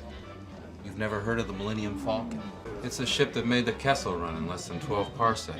To be honest, I always thought Solo said that to Luke to see how much he actually knew about space travel. Also, apparently the Millennium Falcon has the mind of a droid within it. So all the maneuvers it has ever done was thanks to the mind of a female droid? Wow. Just wow. Also, the redhead girl who can't act that Disney seems to really love for some reason is the founder of the rebellion. Of course it's a woman. Now I want to make this clear. If Disney Lucasfilm wasn't trying to push so many female characters while also throwing away their established male characters, I wouldn't have a problem with a girl being the founder of the rebellion. Now, once again, just to make it clear, I don't think this movie is as bad as others say it is, but it still has a lot of problems. The obsession with the dice is just strange. It was just a prop on set. Most super hardcore Star Wars fans didn't even notice them. But this movie and The Last Jedi, both of which came out back to back, act like they are super important for some reason. The woman that Solo was in a relationship with gave it to him before he left, and that's the only reason why they're significant. The movie begins with a text crawl saying it was a lawless time, but we are shown the Empire in every scene throughout this movie. That's not lawless, it's the opposite. It's an authoritarian world. It also mentions hyperfuel, something that was only introduced in the last movie. Good God, that's such a stupid name. So Solo and his girlfriend, played by Emilia Clarke, who you might know from her role as Daenerys Targaryen, the dragon lady from Game of Thrones. They are both runaways working for a big worm in a blue room. They have the, hyperfuel she wants. But Solo gives it to Daenerys so they don't find it on him. For some reason, they don't search her even though she's right next to him. For the love of life, Day, she has it in her hand, and the worm knows they are dating. In order to save himself, Han Solo pulls out a thermal detonator. Remember that from Return of the Jedi? Oh yes, I remember. Now don't get me wrong, this reference could work, but there's one issue with it. When Leia did this, Han was frozen, so he wasn't the one who gave her the idea for this. Leia just came up with the same plan on her own. But it's not a thermal detonator, it's a rock! And we get some cringe-worthy Marvel humor. The worm says it's a rock, he says it's not a rock, and she says it's a rock.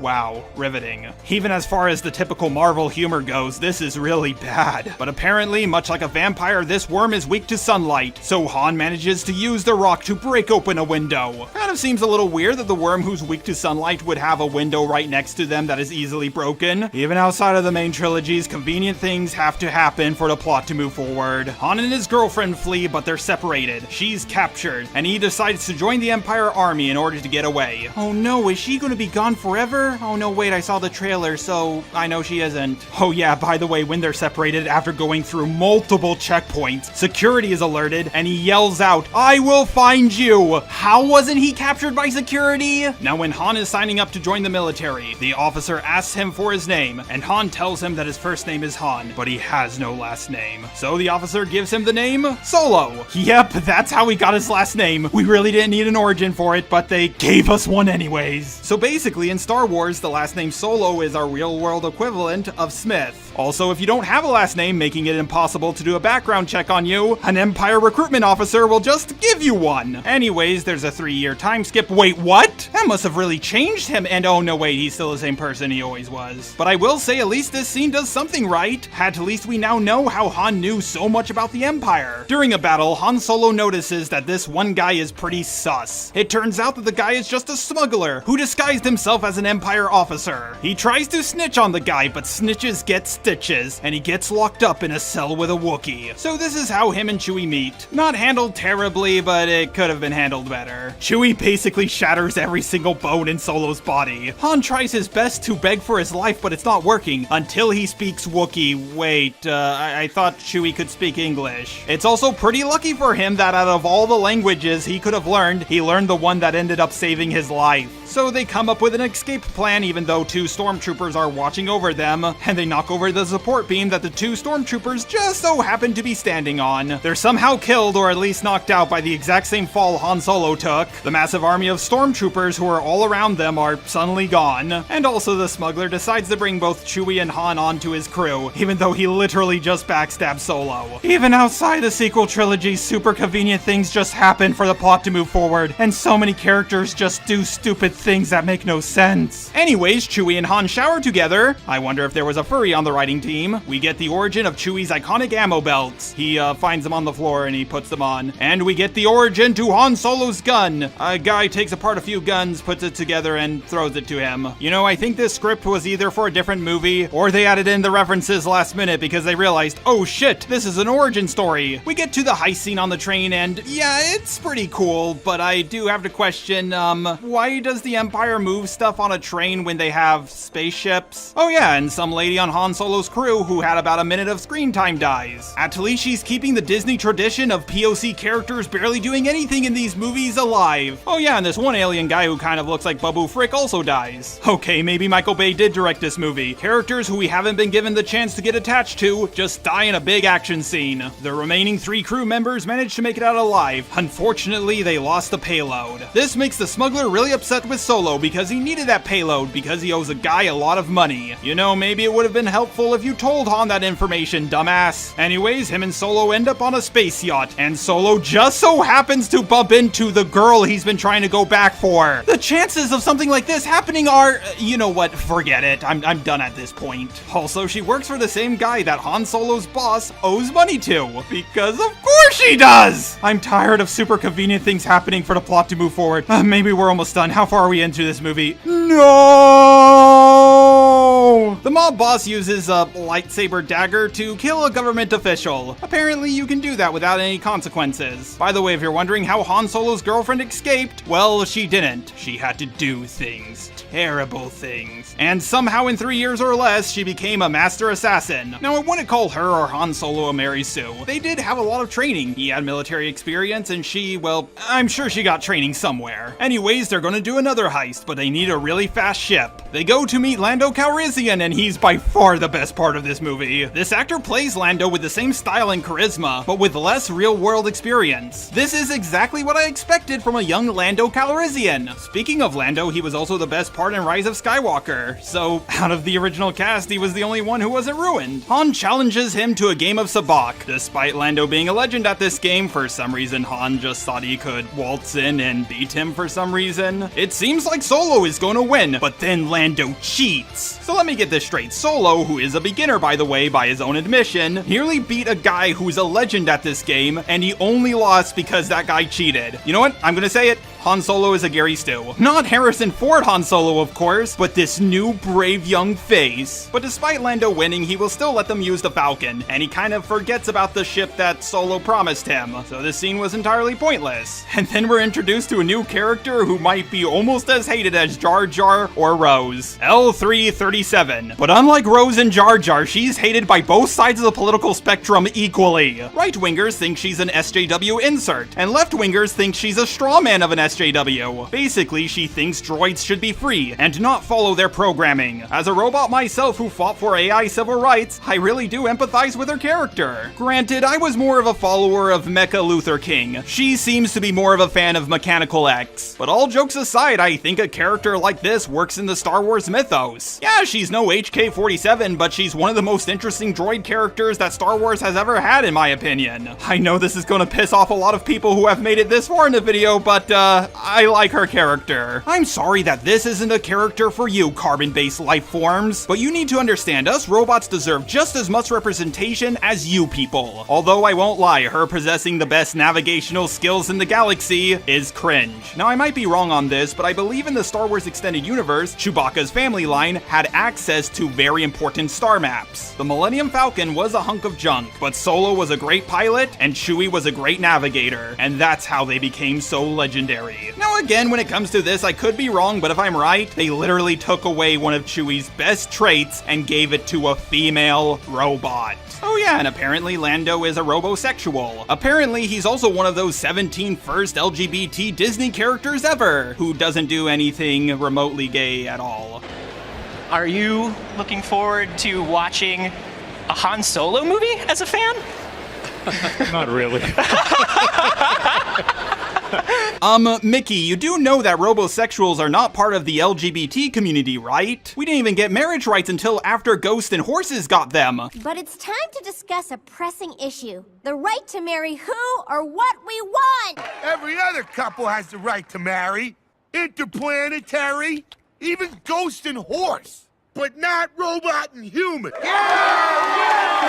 We get to that space scene that was in the trailer and, yeah, it looks pretty cool. Oh yeah, and Daenerys Targaryen gives Han Solo the dice back. Oh, she didn't give it to him, he gave it to her. I got that scene completely mixed up. Maybe I should go back and re-record that part. Nah, I don't care enough about this movie to fix things. We finally get to our big climactic action scene. Chewie saves a bunch of Wookiees, they headbutt him, which I'm assuming means thank you. L337 saves a bunch of droids, and I'm gonna be honest here, guys, the callback to the restraining bolts actually works in this scene. They actually took something from the original movies and did something with it. They didn't just say, hey, remember this? Oh yes, I remember. I'm sorry guys, but I really like this character, and I can't wait to see what else they do with her in the Star Wars. Oh wait, she's dead. I forgot this is a prequel and she's an original character, so of course she wouldn't make it to the end. Lando is really upset over losing his favorite sex toy. Now granted, her body was fucked up, but her hardware seems to still be intact. Why doesn't he just repair her? But George, the security droid for the Empire died in Rogue One, and you like that movie. The Empire is not going to repair one of their security droids, especially one that turned against them. Anyways, our heroes leave the planet, they go through a space storm, and oh my god, why is the Empire here? Why would they risk one of their Star Destroyers just to get some hyperfuel back? A space kraken shows up. Disney, it didn't work so well in Pirates of the Caribbean. Why did you think it would work here? Oh, because it's in space this time! In order to get out of the storm, they upload the Femdroid's brain into the Millennium Falcon. You know, Disney has tainted a lot of things in Star Wars, but I didn't think they could ruin the Millennium Falcon.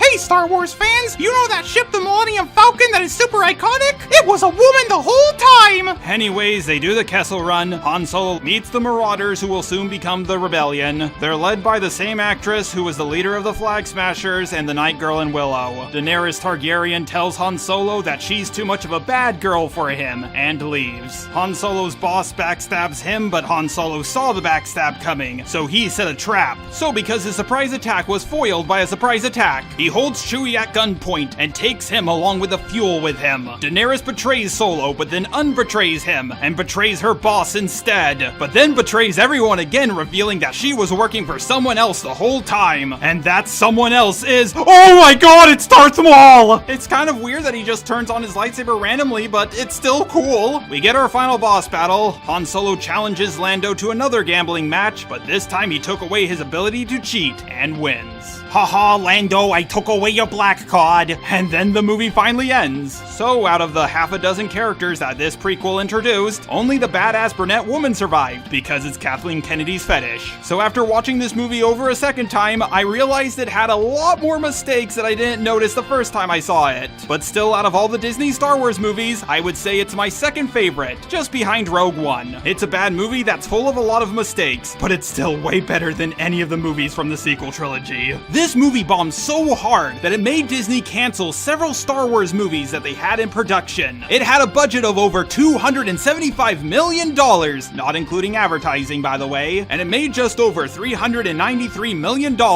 Now that may sound like a profit, but don't forget theaters take 40 to 50% of what a movie makes. So this was nearly a $100 million loss for Disney. Now if you want to see a much more in-depth look into this movie, I would recommend checking out Mahler's video. But what are my ending thoughts for all of the Disney Star Wars movies? Well, Star Wars was something that was very close to my heart from, well, since I can remember. I thought with how good Marvel was doing under Disney, and all of the material from the Star Wars comics they had to work with, that there was no way that they could mess this up. I thought that the superhero age for movies would end, and space fantasy would take its place. Sure, I thought it was possible that the movies wouldn't be good, but I never thought they would be even close to this bad. Every fanfiction I've consumed, none of them were even close to as bad as what Disney did with it. They gave us one of the biggest Mary Sues of all time. They killed off the original cast, and now that Carrie Fisher is no longer with us, we will never see them team up all at once ever, even with a reboot. It's ruined forever. We had political agendas being shoved into our faces. Some of the worst characters added in, like Holdo and Rose. The fan base is now divided even more than the Sonic fan base ever was. Star Wars once brought people together, and now it tears them apart. The series I stood by, even when people were shitting on the prequels and the Clone Wars movie, a series I grew up with and was so integral to my life. I can no longer call myself a fan. I can handle at least a few things that are coming out of it, like the first 2 seasons of Mandalorian and Andor, but they are both not even close to being as good as I want Star Wars to be. I've never looked forward to something for so long, only to be let down so much. Star Wars is now just a political tool that both sides use, when it was at one point something that was meant to be used by people to take a break from the real world and just have some fun. For all the problems Lucas made with Star Wars, I now see we were all too cruel and far too quick to judge him. I heard rumors that he might be taking the Star Wars IP back. If that is true, then I hope he can forgive us for all the times we made fun of him. If my personal hero Luke Skywalker didn't give up hope in his father, then I'm not going to give up on Star Wars. Help fix the Star Wars franchise, George Lucas. You're our only hope.